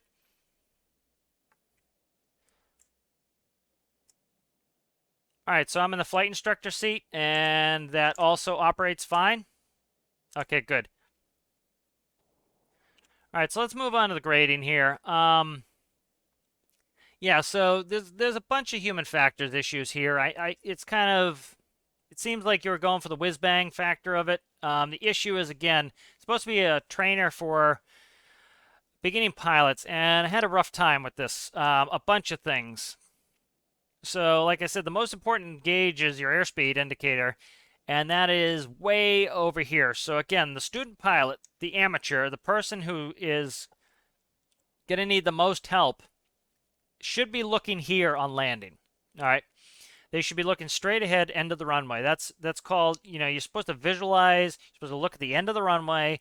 You're supposed to always keep your picture right. And we talk about that when we train students is you want to look outside and your picture should look right. And we tell them if your picture doesn't look right, go around. And so when you're coming into land, you want to be looking like this, straight ahead down the end of the runway. You want to be focused on the end of the runway, and you want to be able to go attitude indicator, airspeed, and you want your airspeed to be correct. And I have to look at a 45, and so I made a point when I landed to look like this. All right, and you also didn't tell me what my approach speed was. My most important speed is my approach speed. The aircraft will naturally take off if you give it some back pressure on the elevator. For takeoff, that's essentially what a short field is you give it some back pressure, you pull off early. A soft field, you're pulling back the entire time, and you'll take off. So that's fine, but what you need to know is what your approach speed is. And so you didn't publish an approach speed. I looked through the workshop page again, didn't see a published approach speed. And your gauge is way over here. So that's not good human factors. I do like this for human factors. Kind of tells me where my important instruments are. I kind of could ignore the other ones here. I wasn't going to get into autopilot. But like you have your RPS here. If you put your airspeed here, I'd have no complaints. Because I could go like this and fly and land like that. So, if you move this over there and this one over here, that would be fine. As far as what I care about engine temperature, RPS, fluid level, and fuel level and usage least. So these here, these should be here. This should be there. The flight instructor is used to looking across. The flight instructor is the expert that sits in the right seat. So the expert sits over here. Let me see if you labeled these. Okay, so this is fine. You have it backwards, but I don't know of any regular trainers that have the instructor in the left seat. The instructor, rides in the right seat. So I see that now. I'll give you a little break on it, but again, maybe I didn't make it clear enough. The student should be sitting in the left seat. This is the flight instructor's seat. All right, and so it's okay, I guess, if it's like that, but I won't give you too much of a hard time on it because you did label these as pilot and co-pilot instructor. But again, I would, this is usually the student seat, so I'll give you a break on that. But it's still, it's a small gauge. I have to kind of highlight it to do it, so I'll give you a little break on that. I won't be as rough on that because, you did label these seats. If you didn't label the seats, I'd go rough on that. So, at these the most important instruments, I put those on. I would get rid of this panel and put it down here before and move some stuff over there before I would put the autopilot panel there. Again, your most important gauge is your airspeed. I guess it is in front of the student, but again, the student's is in a weird seat. Student's usually in the left seat. Flight instructor's usually in the right seat. So I'll give it a little break on that. Human factors wise, with not having such a great workshop page either, you had very limited instructions. Let's see, what do I want to give that? I'm thinking let's go an 8 on that. Give it a little break, and mainly because you labeled your seats, and so yeah, but the student sits in the left seat. So I'll give you a break on that. Flight characteristics, they weren't bad. They weren't, it's a little bit fast. Like I said, I used to land jets at 120, 125 knots, and this is coming in about, I did the conversion. you're talking 116 knots. That's pretty fast. It wasn't terrible. It wasn't great. It was I don't know. I'd say it's probably, if looking at some of the other ones, I'm thinking it's kind of tough. So flight characteristics, I've kind of made it handling characteristics. I'm going to change the name to handling characteristics because I've been also talking about how it's working on the ground, and so looking at some of the other ones, I've been also really harping on ground handling because again, a student needs to be able to land this thing and taxi and not crash off the runway. The steering was very weird. I don't know why you're doing round steering. It's not making it maneuver better, it's making it maneuver worse. And so I would get rid of the rear wheel steering. There's a reason why no student trainer has rear wheel steering, because it's not going to help you. Trying to see where to put this with other aircraft here. I could taxi it. Let's put it that way. I could taxi it at the end of the runway, so it's handling better than say the T-41 was on the ground. The Trojan, I was able to taxi the end of the runway. Let's give this a 7 for handling characteristics. Aesthetics, it looks cool. Let's go ahead and do an exterior shot. Nice paint job. It looks cool. It's kind of some whiz-bang features. I think you kind of cut into some of the performance in order to make it whiz-bangy, which, for a trainer, it should be more performance than whiz-bangy, but it does look super cool. It looks really neat. I like that. I'm going to go ahead and give it let's see where we're at on that. I'm going to go ahead and give it a 9 on aesthetics. Fuel efficiency, giving everything a 10 unless it's really bad. Workshop page, you're losing some points on this. You have one procedure for me. That's pretty rough. You didn't have an approach speed. Let's go ahead and we'll quickly look over the workshop page again, just so that, I can make sure that I'm fair with it and that, getting a good read of it. And how it actually kind of looks to me. If we look at the workshop page, nice pictures, really nice thumbnail. This is the only area you're really losing is here. That's all the procedures I have. You gave me one startup procedure. You looked at how some of the other people made them. They had startup. Somebody had, pre-flight. The Cessna had a walk around. I have no clue what my approach speed is. So that's really, I need that sort of stuff. So that's going to ding it a little bit there is I, would have liked to see some of that. So let's go ahead. And I think we'll do an 8 on that. All right. So, the main things I had issues with on this were was definitely, I gave it a break on it because you labeled the seats. The seats generally, again, the student flies on the left, the flight instructor flies on the right. Human factors was my main issue here is these gauges like this, I have to actually put my cursor on it to see it. So, even if I have one where, let me check, is this indexed? Let me check the indexing on this gauge. That will help me kind of determine, too, how well that's set up. Okay, so that's indexed, so at least I can kind of tell where it is. So if I know that's 0, that's 150. I know that in the middle, that's 75. And I know if I'm approaching at, say, 60, I go a little bit. So that's not too bad, but again, I would have done a more standardized gauge pattern on that. So you lost some points on human factors. And I found the round steering very detrimental. It wasn't helpful. You saw how I was struggling to steer it in. It was sliding sideways. I would have got rid of that. So overall, it was a very neat aircraft. Looks really good. I really liked the pictures you had on there. And we'll move on to the next one.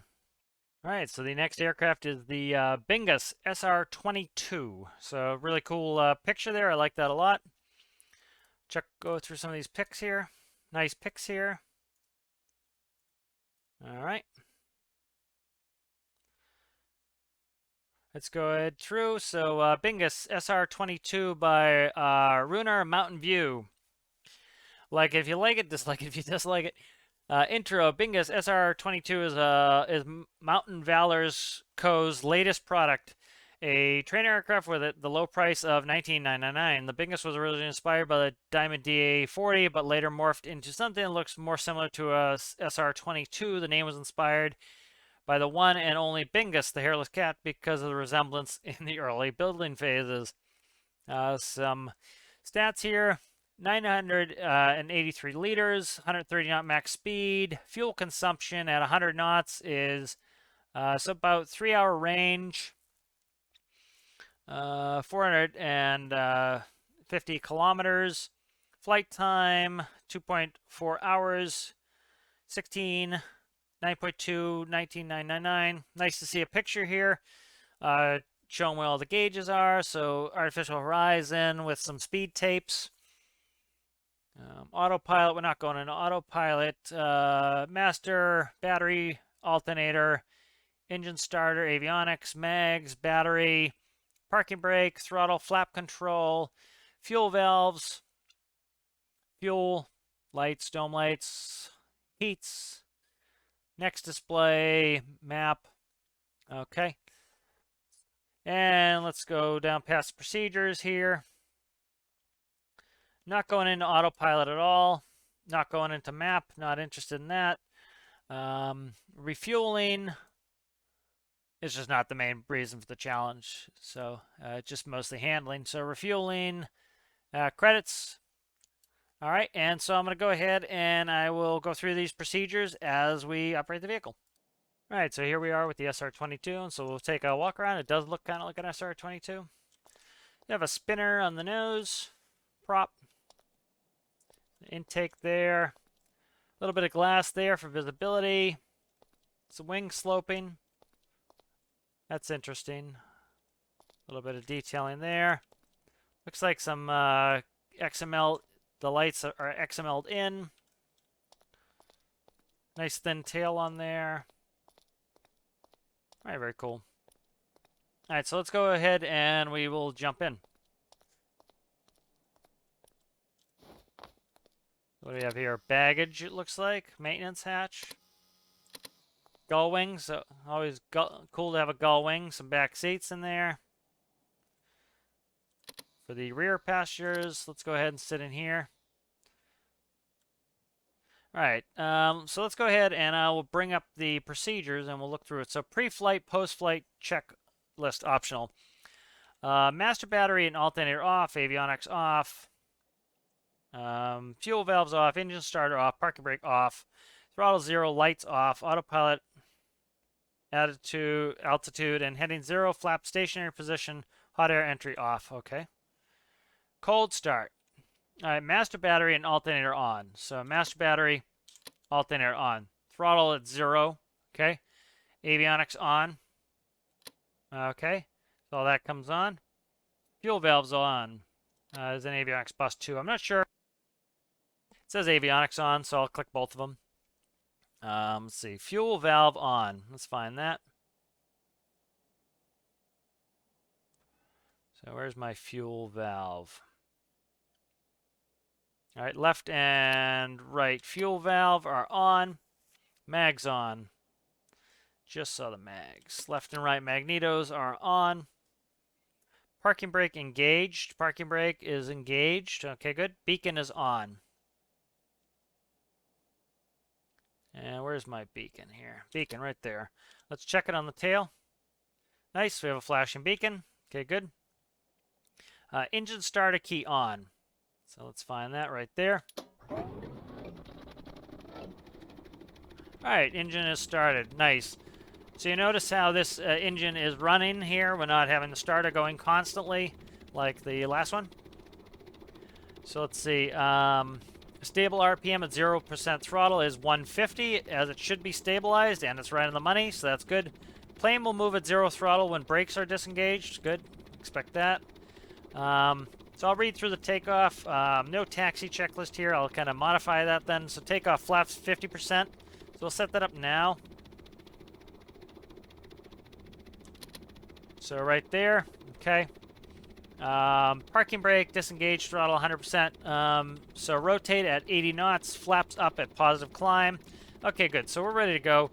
So let's go ahead and we'll remove the brake, battery, voltage, flaps, RPM, temp, fuels, autopilot references. Okay, so go ahead. Oh, that's very cool. I like that. Look at that. We have moving rudder pedals. That's very cool. I like that a lot. So that is a cool detail. That definitely adds to the cool factor. Notice how nicely this taxis. You know, I've been really dogging on people for taxiing, but again, that's part of the handling characteristics. I should have done as handling characteristics as flight characteristics, but nice tap on the brakes. Notice I can put this plane wherever I want it, from first person. A little bit of a long nose, but the Cirruses were not beginner aircraft. You know, so it's still plenty of visibility, you know, but, you know, one of the reasons why Cirrus had large nose, they had a bigger engine in there. And most of them were horizontally opposed engines. I think Cirrus had a Continental. I'm not 100% sure. One of our students bought one. And, you know, I think it was a 6-cylinder, so they're a little bit longer. But look at how I was able to easily taxi out, put it on right where I wanted it. So for those who have been struggling, you know, made it more difficult to taxi, this one taxis beautifully. So I really like that. So that gets high marks in handling. Nav, strobe, landing taxi coming on. All right, so I am, flaps are 50%. Parking brake will be disengaged. Throttle go to 100.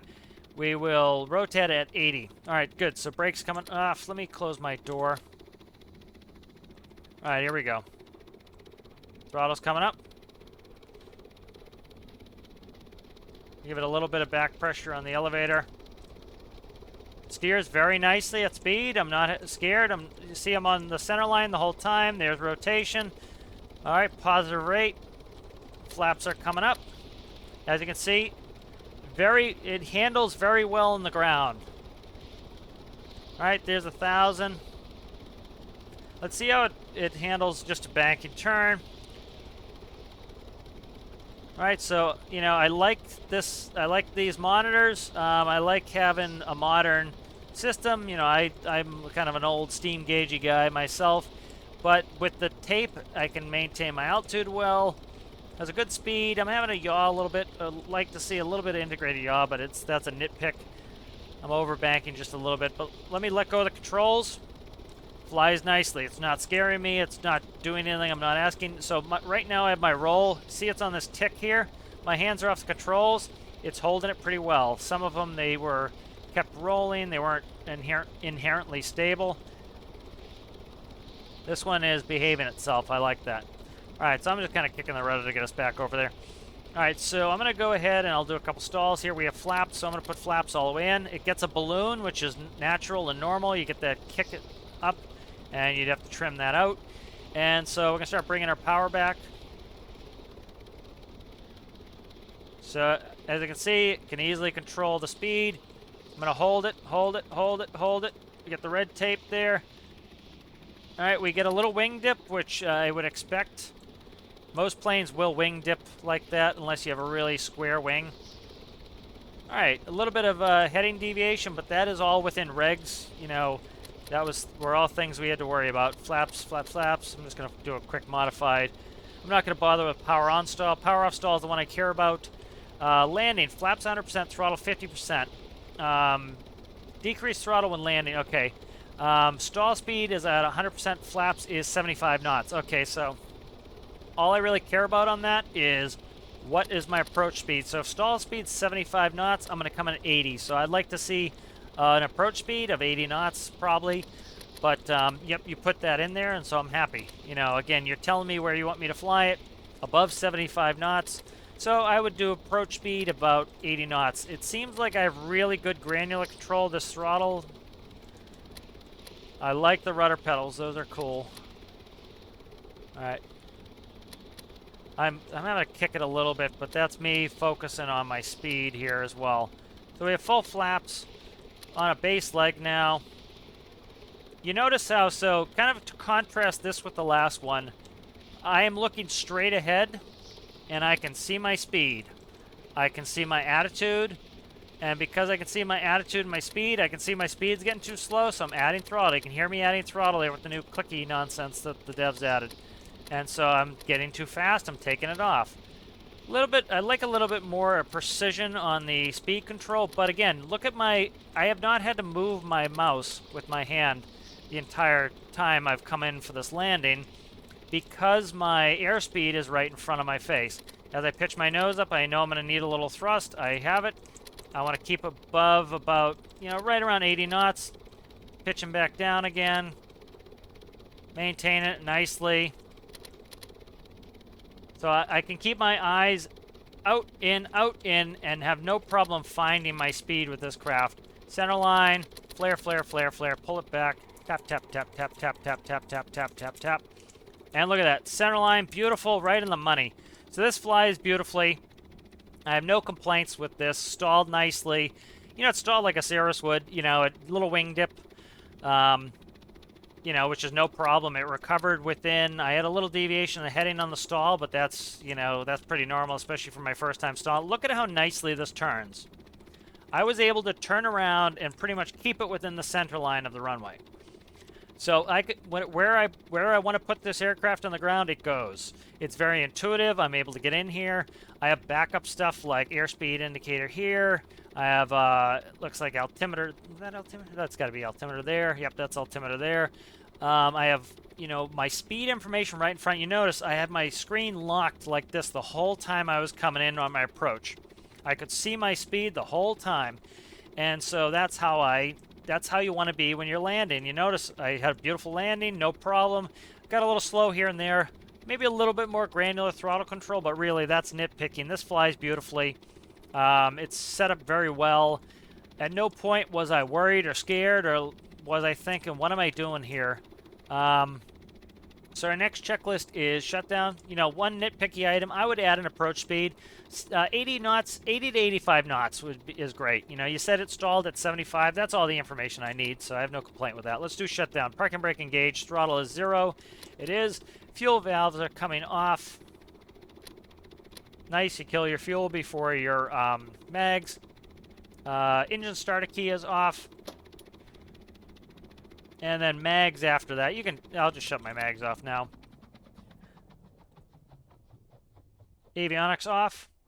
Okay. And let's see, lights. I'll do lights in a second. And then master battery and alternator off. So this was a fantastic aircraft. This worked really well. It looks nice.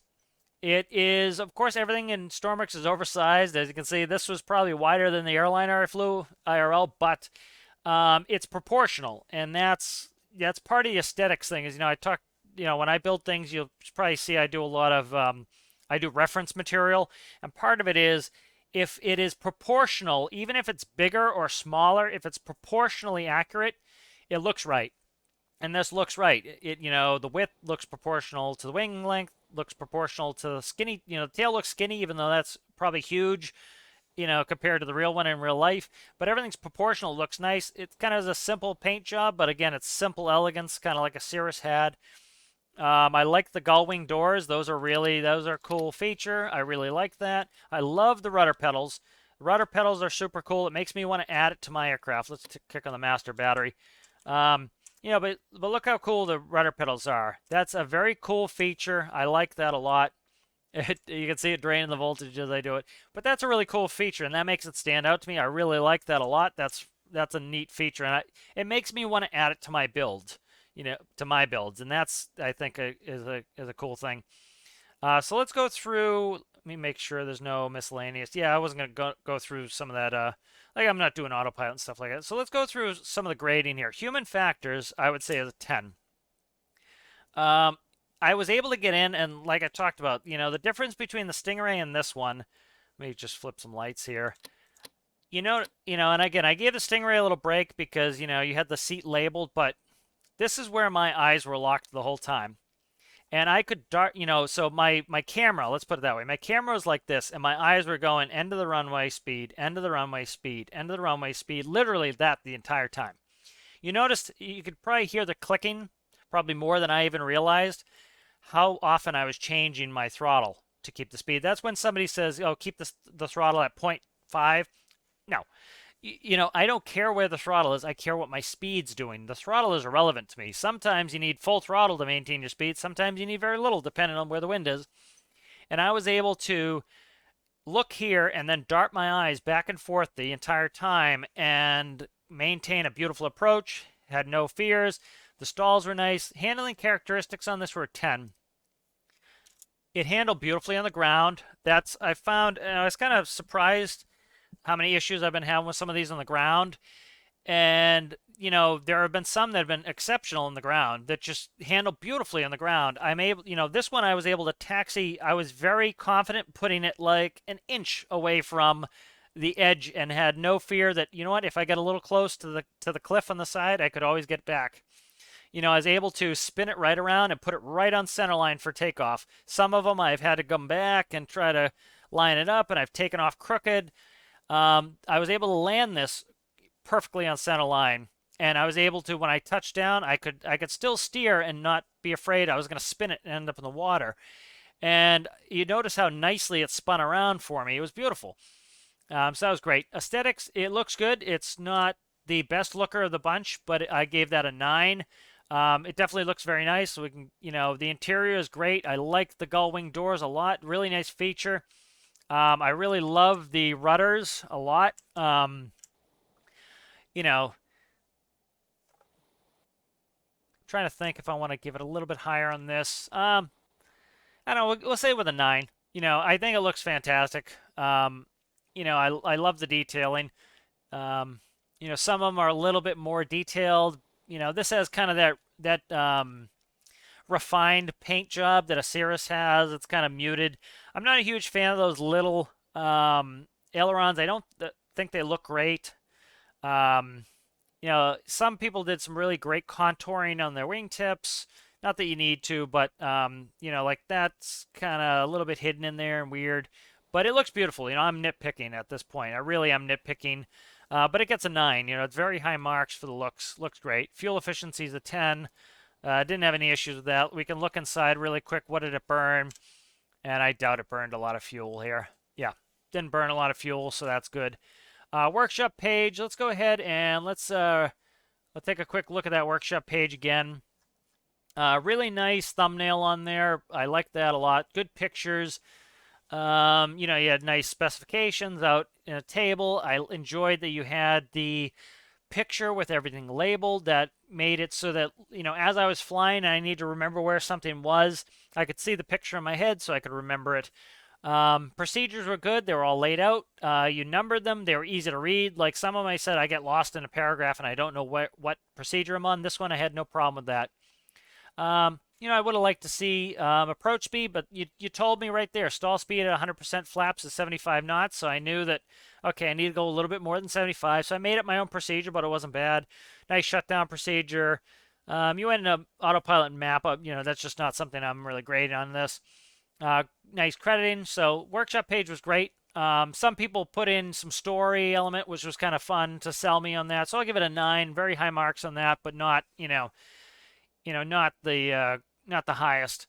But really, I really enjoyed this. This flew beautifully. At no point was I scared. I knew where to look for everything. Everything's in a very logical place.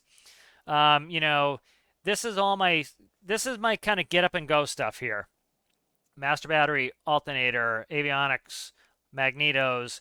You know, once these are on, I don't need to touch them. Once my engine's started, I don't need to touch them. So all of this, I don't need to touch again. And so that's why human factors, you group that stuff together. I touch these when I start. Then I don't touch them again till I stop. Okay? And then you come over here and you're like, okay, this is my flaps. I need to touch these while I'm flying. Lights, I need to touch these as I'm coming in for flaps. So for example, you're coming into land, you start lowering your flaps, your beacon, your nav will be on, your strobes will be on. Okay, and then once you do your flaps, you go to landing. So it's called a flow. You go through a flow. So you'd put your flaps down, these lights should be on, then you click your landing light, and then guess what? You're ready to land. Your fuel valves over here, right next to your fuel, that's where they should be. Fuel valves should be with fuel. So that was good. I didn't, I wasn't going into displays and everything. ELT, dome lights, hot air entry. These you're not going to have to touch much. So these can be over there. That's good spacing on those. So really excellent well done on that. I really like the human factors of this a lot. So really great airplane, and I enjoyed using it a lot. And we'll move on to the next one. All right, and the next aircraft is the Extron Stellar. So we have, a pretty good thumbnail. I'd like to see the vehicle gone, but that's not a big deal. Made by Thermite. Some nice pictures in the actual hangar where it's going to go. Another pusher prop by Thermite. Extron is pleased to prevent the Stellar. I like that. That's good. This is why engineers should be sales reps. It has a see. This is like, like I said, the only thing that I would have liked to see on the last workshop page was a little bit of kind of fun on there. I'm already smiling, already laughing. It has a unique twin boom pusher prop design that possibly give. Let's see if I can make the sentence work here. Could be me. Could very well be me. It has a unique twin boom pusher prop design, comma, that possibly gives, but can in no way guarantee a pleasant flying experience. So a comment in S. I'm nitpicking now. Flying this plane will totally not result in a fiery death. Good. Is there a guarantee or a warranty there? And may even possibly be able to land on the ground once again. Good. Reuse of this aircraft after landing measured on the Richter scale may result in virtual injury or death. For that matter, landing it in such a fashion may cause the same result. If you or a loved one has a lot of money, buy this plane. Hopefully it's not more than 20K. Hotkeys. 1 toggles the wing leveler. Not going to do that. 2 is cabin light. 3 variable brakes. Okay, so 3, we need to keep that in mind. Stats. Nice cheap price there. We got a bargain basement one there. It's always nice to see a bargain. Range 440 kilometers. That's a good healthy range. FJ Warner to Tajin is 116 to 126. So you're talking, what's that? You're talking 3, 4 maybe trips to the Arctic. It'd be 2 round trips essentially. A little less than that, 3 and change. So that's definitely good. 276 miles at 130 knots is nice. Fuel capacity 273 gallons, 162 gallons per hour. A little bit rich on there, but it's not extreme by any stretch of the imagination. Vertically opposed 8-cylinder. Ooh, I've never heard of a vertically opposed engine. Probably because they'd end up with oil in the cylinder head all the time, and they'd have to get it out of there. Features 3x3 monitor for easy checking important flight information, including indicated airspeed. Again, important is the airspeed, altitude, fuel, and engine temperatures. English language can I speak? 1x1 map with adjustable zoom. Extron's first wing leveler, adjustable mixture control. That's cool. Most airplanes a lot of the airplanes have adjustable mixture controls. That was standard. I don't know what they're doing now. Probably FedEx, they're probably not doing it all. It's probably all by itself now. Flyable from either seat. Good. Refuelability, tie-down rope anchors, engine access panels, unique twin boom design. Makes you feel like you're flying a baby P-38. That's the kind of little flair I like on the workshop page. Makes me want to keep reading. All right, so we have a bunch of checklists. Good. They seem to be all of our phase of flight. Pre-flight, startup, taxi, takeoff, climb, cruise, landing, post-flight. Nice. I often like to see an after landing, but again, that's nitpicking. This is, you see, like those people who had like a tiny little blurb and 3 little instructions. This is what's nice to see. Let me fly it the way you want me to fly it. And hopefully, if you used anybody's stuff and you have forgot to credit it, use that. If it's all yours, great. So I'm just going to put that off the side, and we'll use that for our procedures. All right, so here we are with the aircraft. And let me see if I can't configure my windows so that doesn't pop up. But we're with the Extron Stellar, or Stellar. I like that part of the thing. It's always nice to add a little flair there. It's a little bit weird looking, but that's not a bad thing. I'm kind of a fan of ugly little ducklings. That's, why I built some of my stuff the way I do. Sits a little spindly, so we'll see how it, as long as it doesn't rock or roll or any of that craziness on the ground, I'm happy. Um, you know, high, I was going to say high wing, it's a mid wing, but it just has really tall landing gear. Mostly, I would say, because, when you have a propeller in the rear, you're tipping the tail booms down, and so you need high landing gear in order not to hit your prop. Hose anchor electrical there. A little bit garish on the colors there. Makes it a little bit cartoony, but not bad. I'm digging the paint scheme. You got a couple nice contrast colors there. That's cool. I like that. Have some lights on the wings, tips. A little bit cartoony using the big lights, but not bad. I definitely like these control surfaces better than the tiny one. That's cool. What's this? Engine access. So that's cool, little feature. Can I reach it to get back, though? How do I shut it is the question. So I have to shut it up top, so not a big deal. But, for example, if you put it here, I could reach it both sides. If you put it here, I could reach it to get it down, but that's just a nitpick.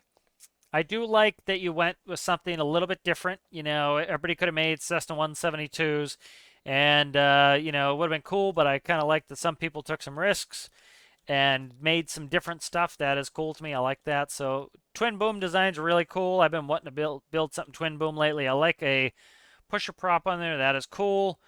I like the tie downs. A bunch of people have been doing that. That's really good detail.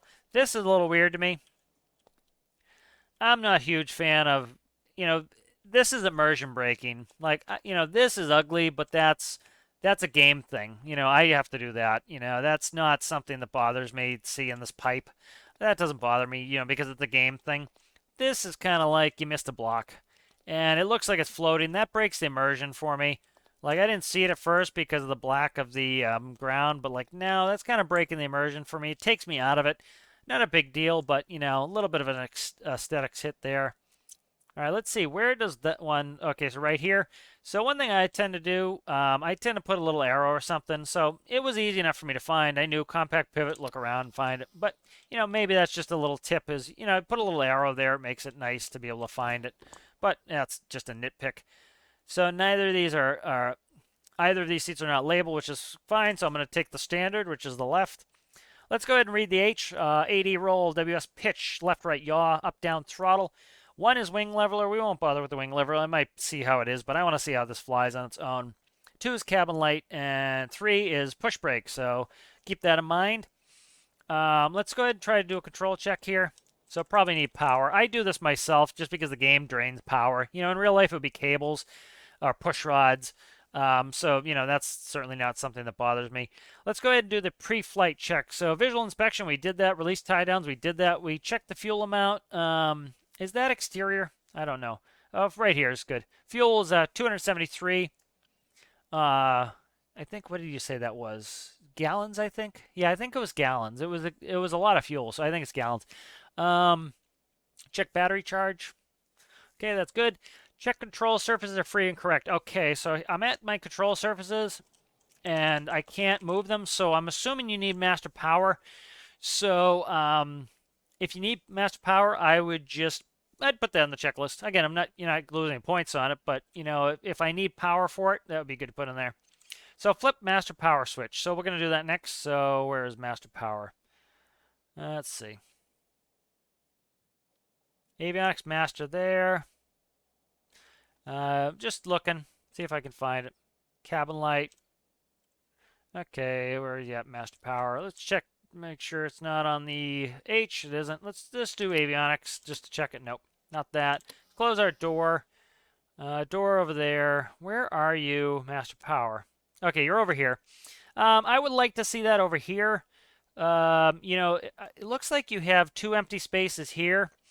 Personally, what I would have done is, what do you have? Master power, engine ignition. See, these here, I would have put here. I would have put right here or here. Either place is fine. Actually, you know where I would put these? Put these 2 right here, under these 2 here. If those were there, that's good because that gives you good human factors. It gives you separation. If you remember in the last one, I talked about how you have a set of gauges where you touch and then you don't touch. Once they're touched, you don't touch them. And so one of the things that does is, if you know this area is my start area, and then I move over here, and I never touch my start area again until I shut down, you don't accidentally shut your engine off in flight or accidentally shut off a mag. You know, I've had students do it. They grab the key for some reason in the air and they flip it. You know, your hands start doing things. And so these are a little bit of a reach, but it's not a big deal. I'm not taking any points off. But personally, I would like to see those probably there.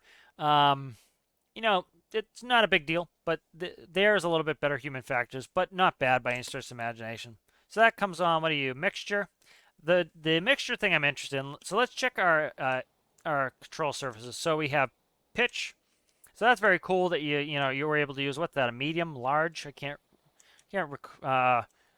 don't know, is that a medium? That's got to be a large, I think. And then you have your rudders. Get a little bit of, nope, just short of clippage. I like that. I'm not a huge fan of clippage, and you're just short of clippage, so that's good. But I like the twin boom design. Ailerons look good. We have a steering nose wheel, as you've seen. How that's become important in this competition. And again, I don't have to flip a button. I can take over at any point, and I can control everything from the right seat as well. Nice. I like that a lot. Okay, good. So Master Power, then Avionics Master.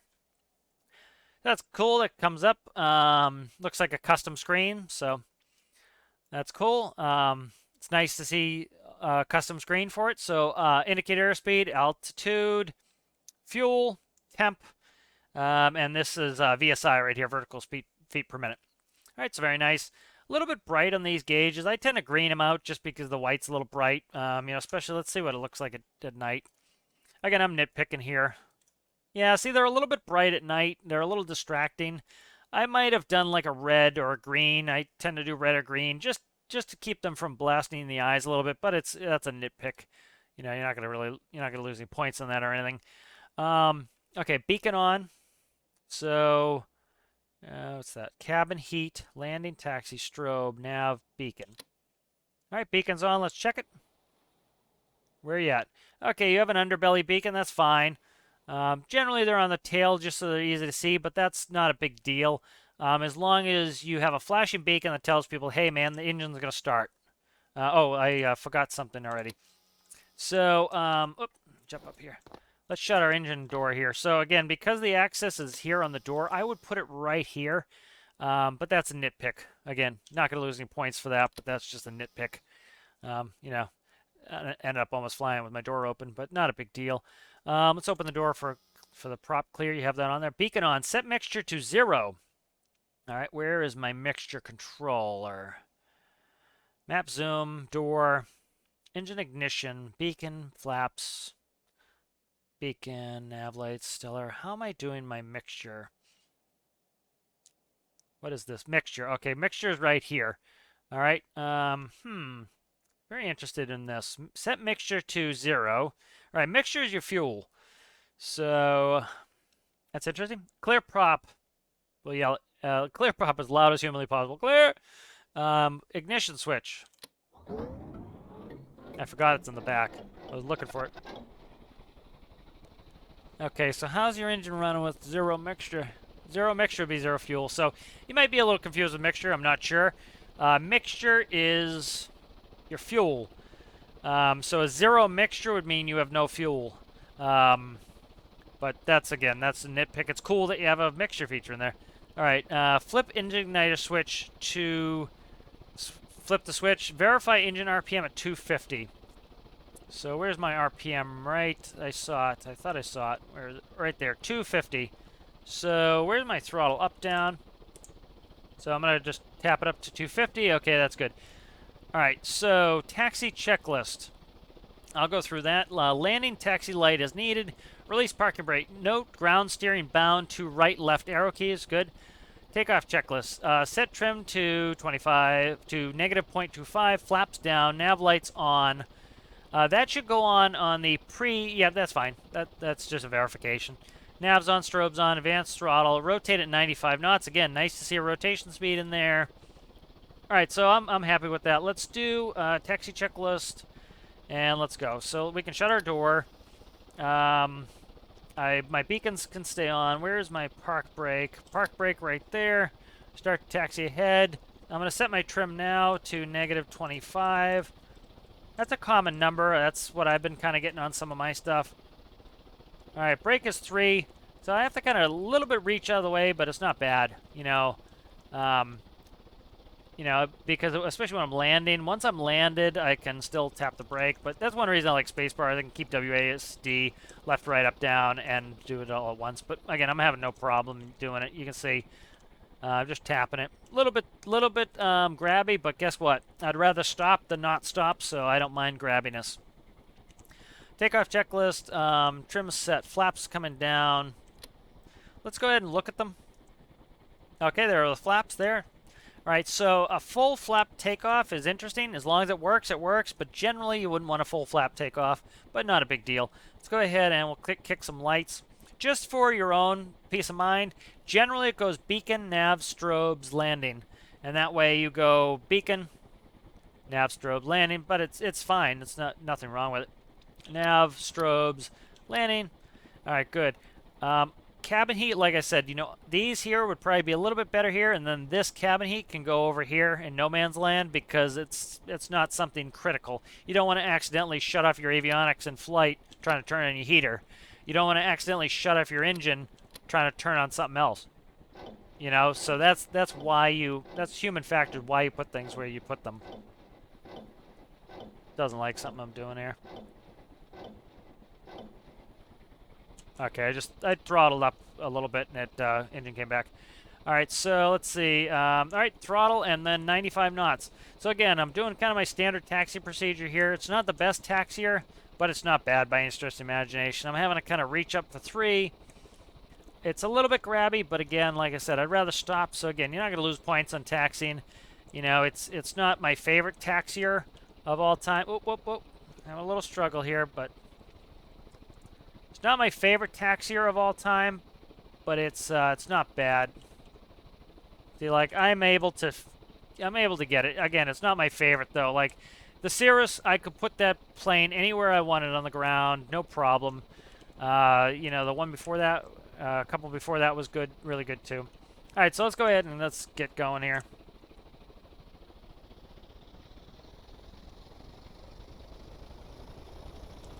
So a little bit of back pressure here.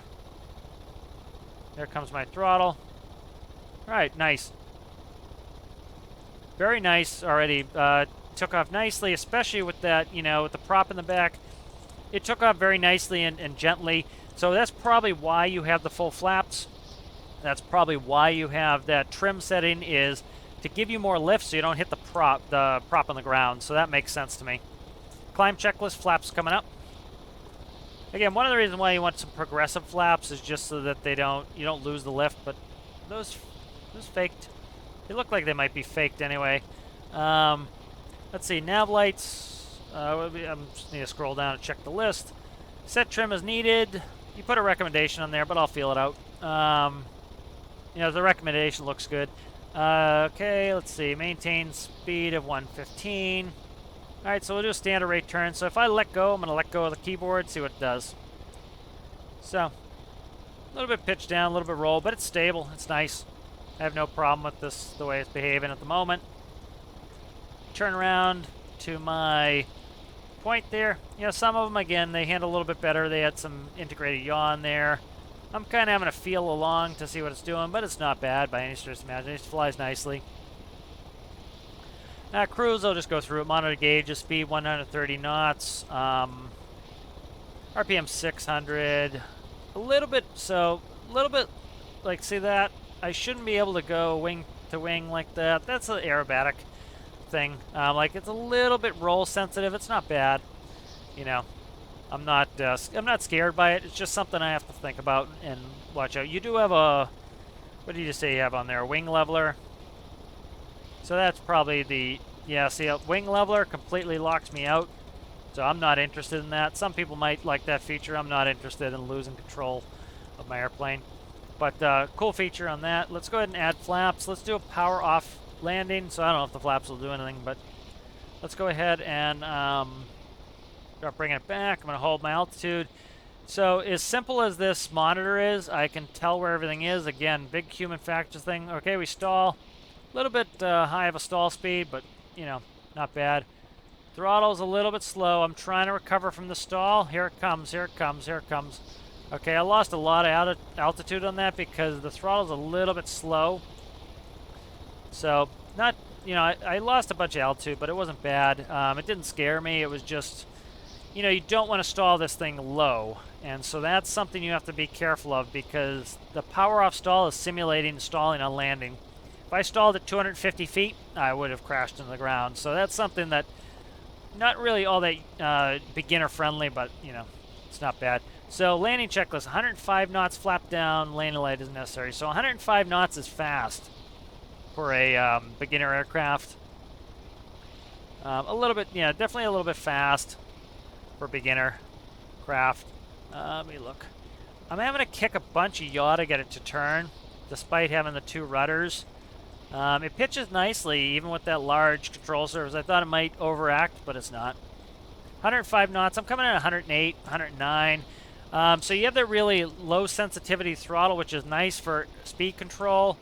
You know, it was tough on the stall because I had to bring the power in a little early, but, you know, hopefully that will pay some dividends here as I come in. So, okay, right at 105. Pitch, pitch, pitch.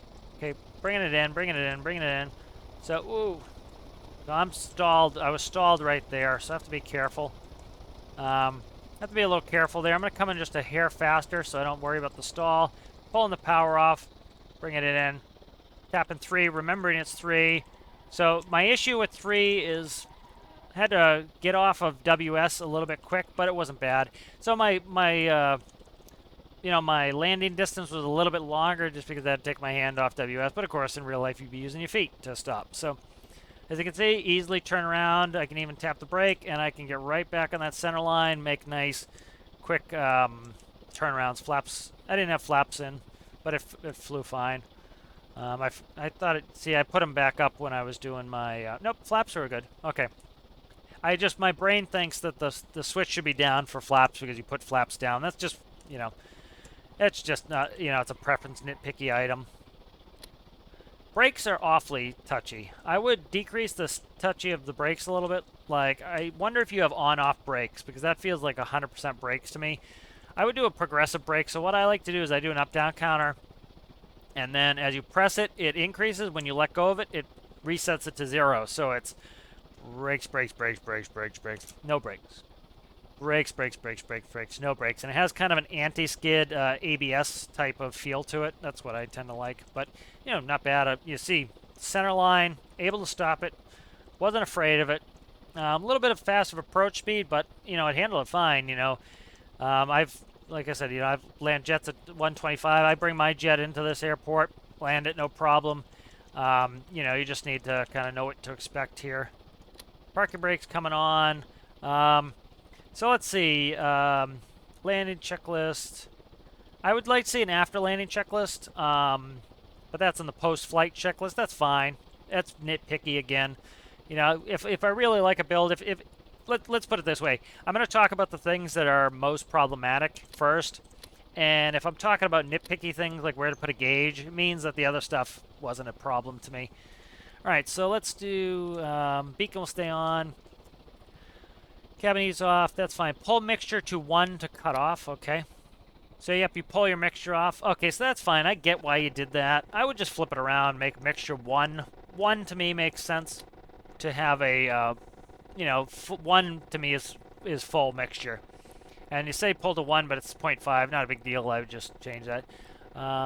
Engine ignition off. Beacon off. Oh, click, where's beacon? I have it on. There it is right there. A little bit of tough to reach it, but again, we're stopped, so it's not a big deal. Avionics master off, master power off, and master power. Okay, so let's go over this. I really enjoyed that. That was good. Let's go through the grading on this. So human factors, it's set up really well. I'm not going to ding any points on that. A couple of nitpicky things. I'll knock it down a little bit for some nitpicky things. But again, human factors were great. You had a big screen. I could tell my speed. I was able to easily stay straight ahead, look at my speed the whole time. I could, one of the reasons that I lost a ton of altitude on that stall was because it was there digitally and I was watching it, watching it, watching it, watching it. And I'm like, come on, give me some thrust, give me some thrust.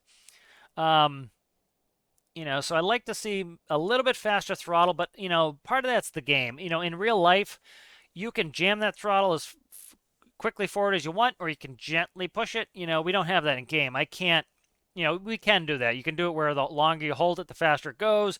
You just gently tap it, it'll go up.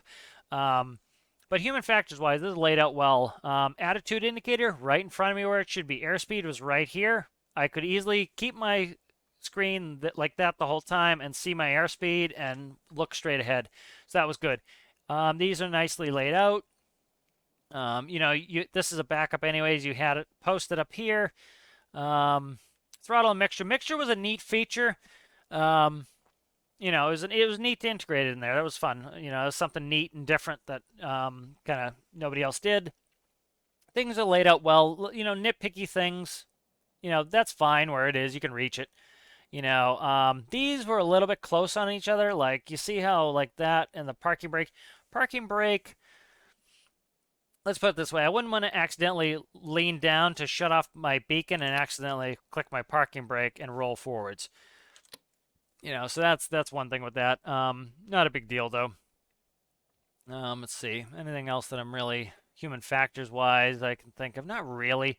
Everything was pretty good. This is a little bit far off, but you had this huge screen. But it was good. I thought that was overall pretty well. Human factors, we'll give that a 10.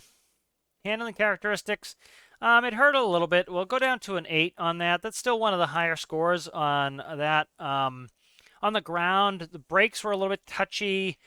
I had to kind of I got a little scared. There was running off the runway, and I was trying to steer back, and I was able to do it, but the brakes were a little touchy.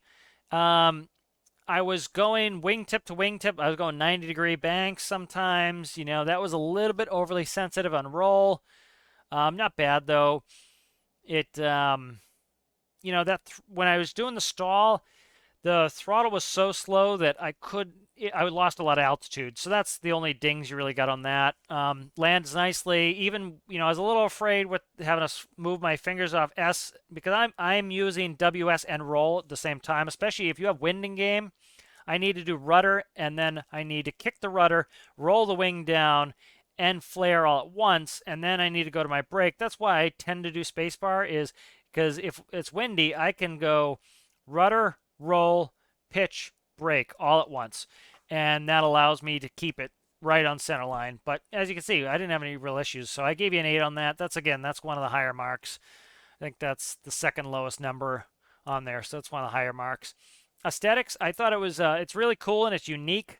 I like it a lot. Let's take a little exterior look here of it. It's really unique and different.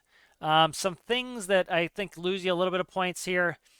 The weight blocks, they steal the eye. I don't like that floaty gear. That's a little.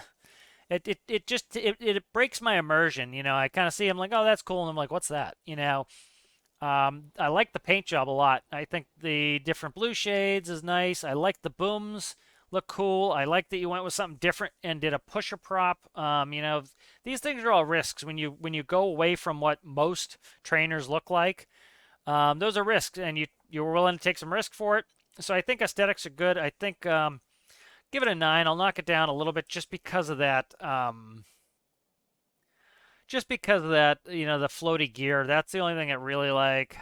The floaty gear and the weight blocks, those are the only things that kind of get me. Let's go. I'm going to go an 8. I'm trying to compare them to other things as well. So I look at other vehicles and I look at my other 9s and I look at my other 10s and my 7s and I say, I think yours, is good at an 8, I think.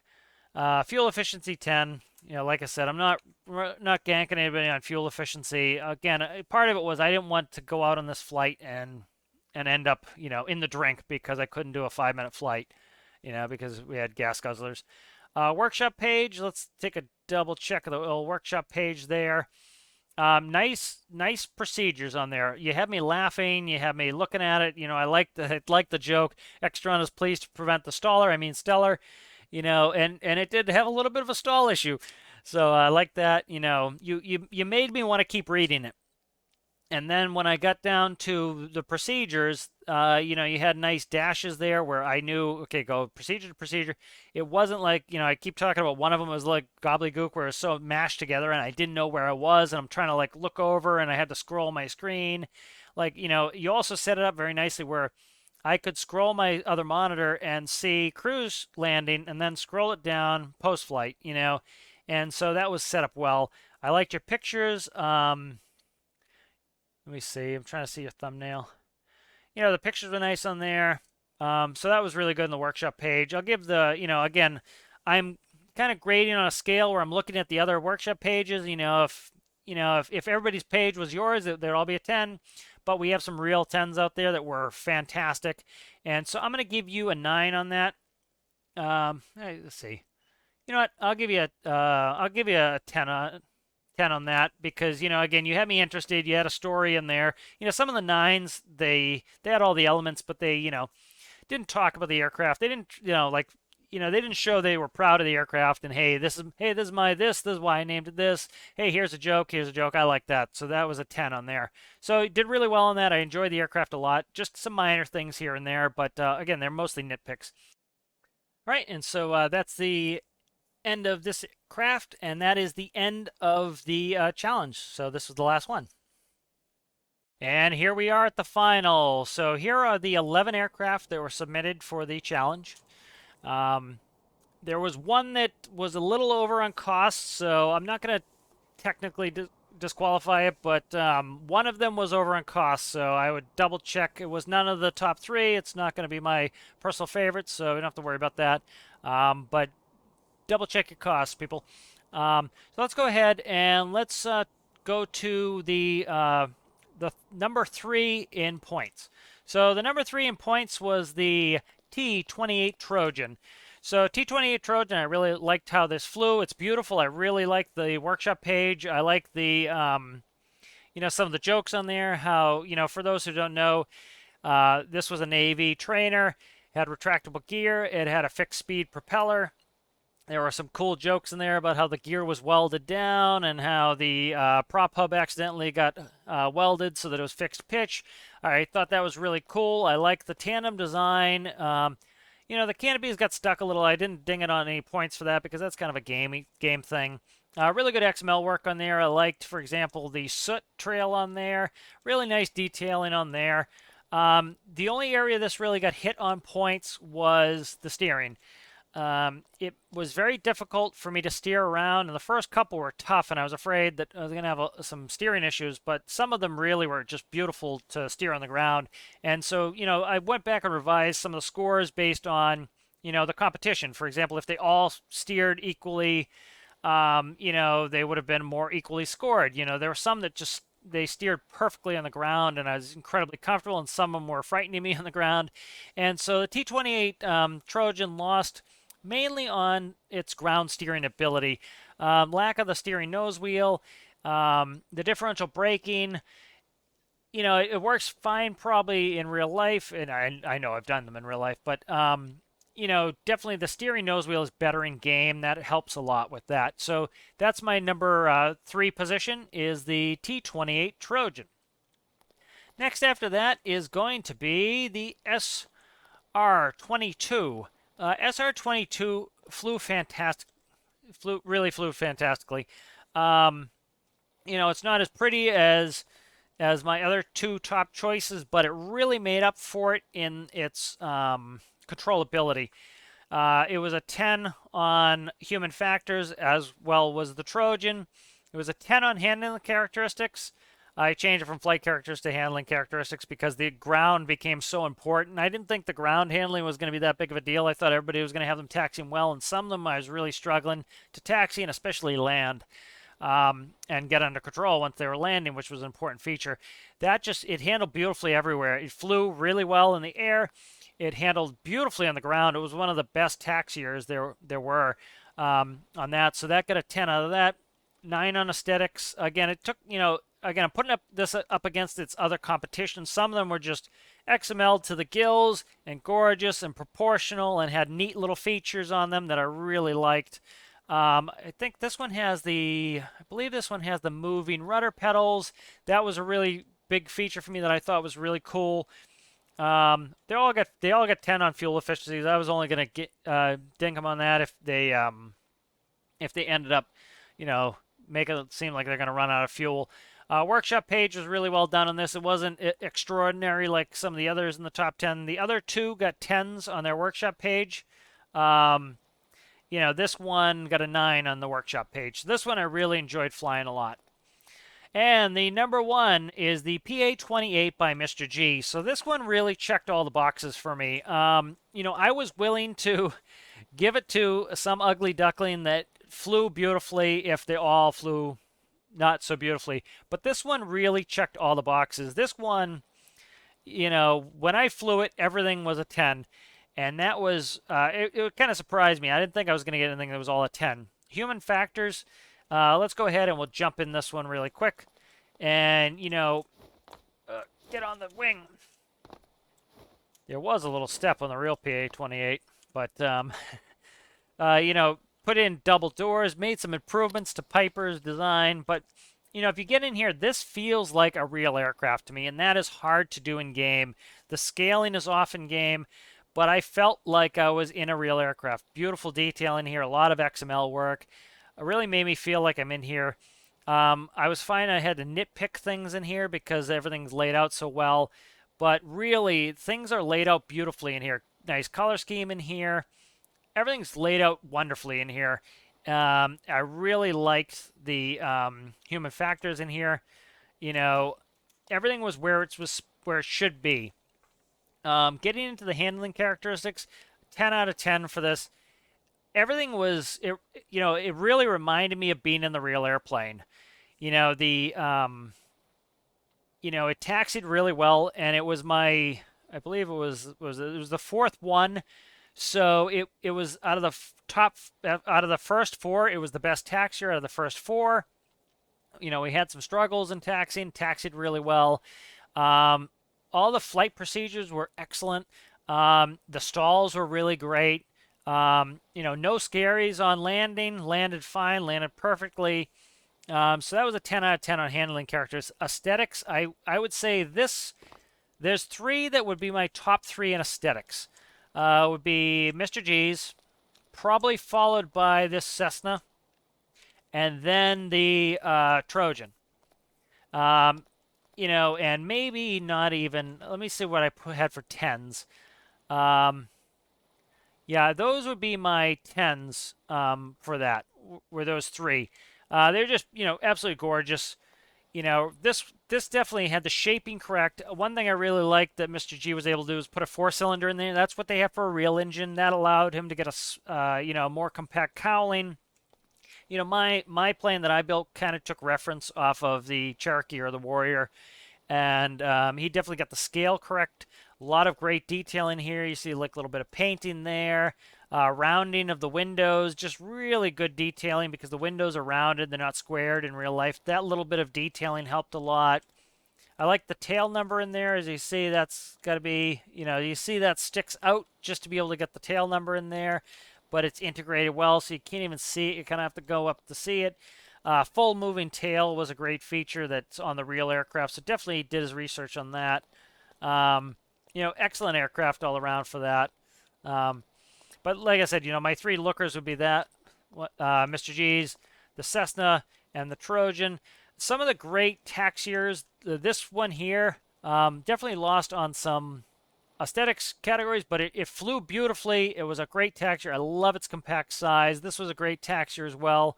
So really some great aircraft here.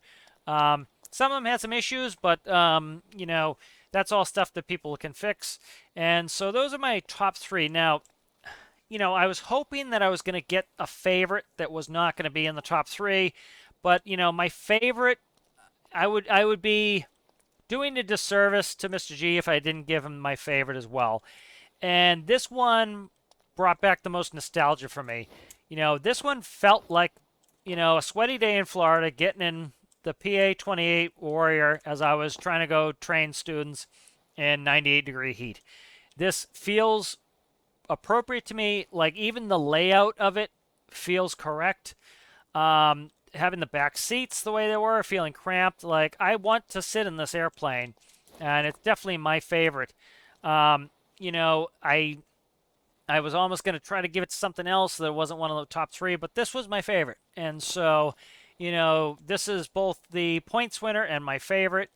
And so the next element of this is for you guys to come and to review yourselves. And so I want you guys to come in. I'll set it up on the Discord, and please try to test fly them. I'm going to give you some time on this. I want you to be able to test fly them, or at least watch the video. Partly why I do this way, we'll get into a little philosophy of why I did it the way I did it was, I've participated in a lot of these challenges. I've watched a lot of these challenges, and some of the issues that I've had with them is they become popularity contests where the person holding the challenge has a criteria. In this case, build an aviation trainer. Well, most people have not been flight instructors. Most people have never flown an airplane before. Most people don't know what an aviation trainer is supposed to be like. And so then you ask them to vote for the top 10 for the person to review. Well, they might look at the screenshots, pick the prettiest ones, pick the ones with the best workshop pages, and then the top 10 might not be the top 10 best craft. So I want you guys to go out there. Please try these out. Please, give them a fair shake, and try to, you can vote for whatever you want, but remember what the whole purpose of this was: to build a good beginner trainer for a brand new student who's never touched an airplane before. And so that will be the next phase. So my top 3, again, are the T-28 Trojan, the SR-22, Mr. G's in the #1 point spot, and is also my favorite of the competition. So I appreciate you guys for watching. I really appreciate all you guys who participated and submitted your builds. And I look forward to the next challenge I'll be putting out soon and I'll probably get a little bit more feedback on what you guys would like for a challenge on this one. So, hope you enjoyed it, and we'll see you in the next one.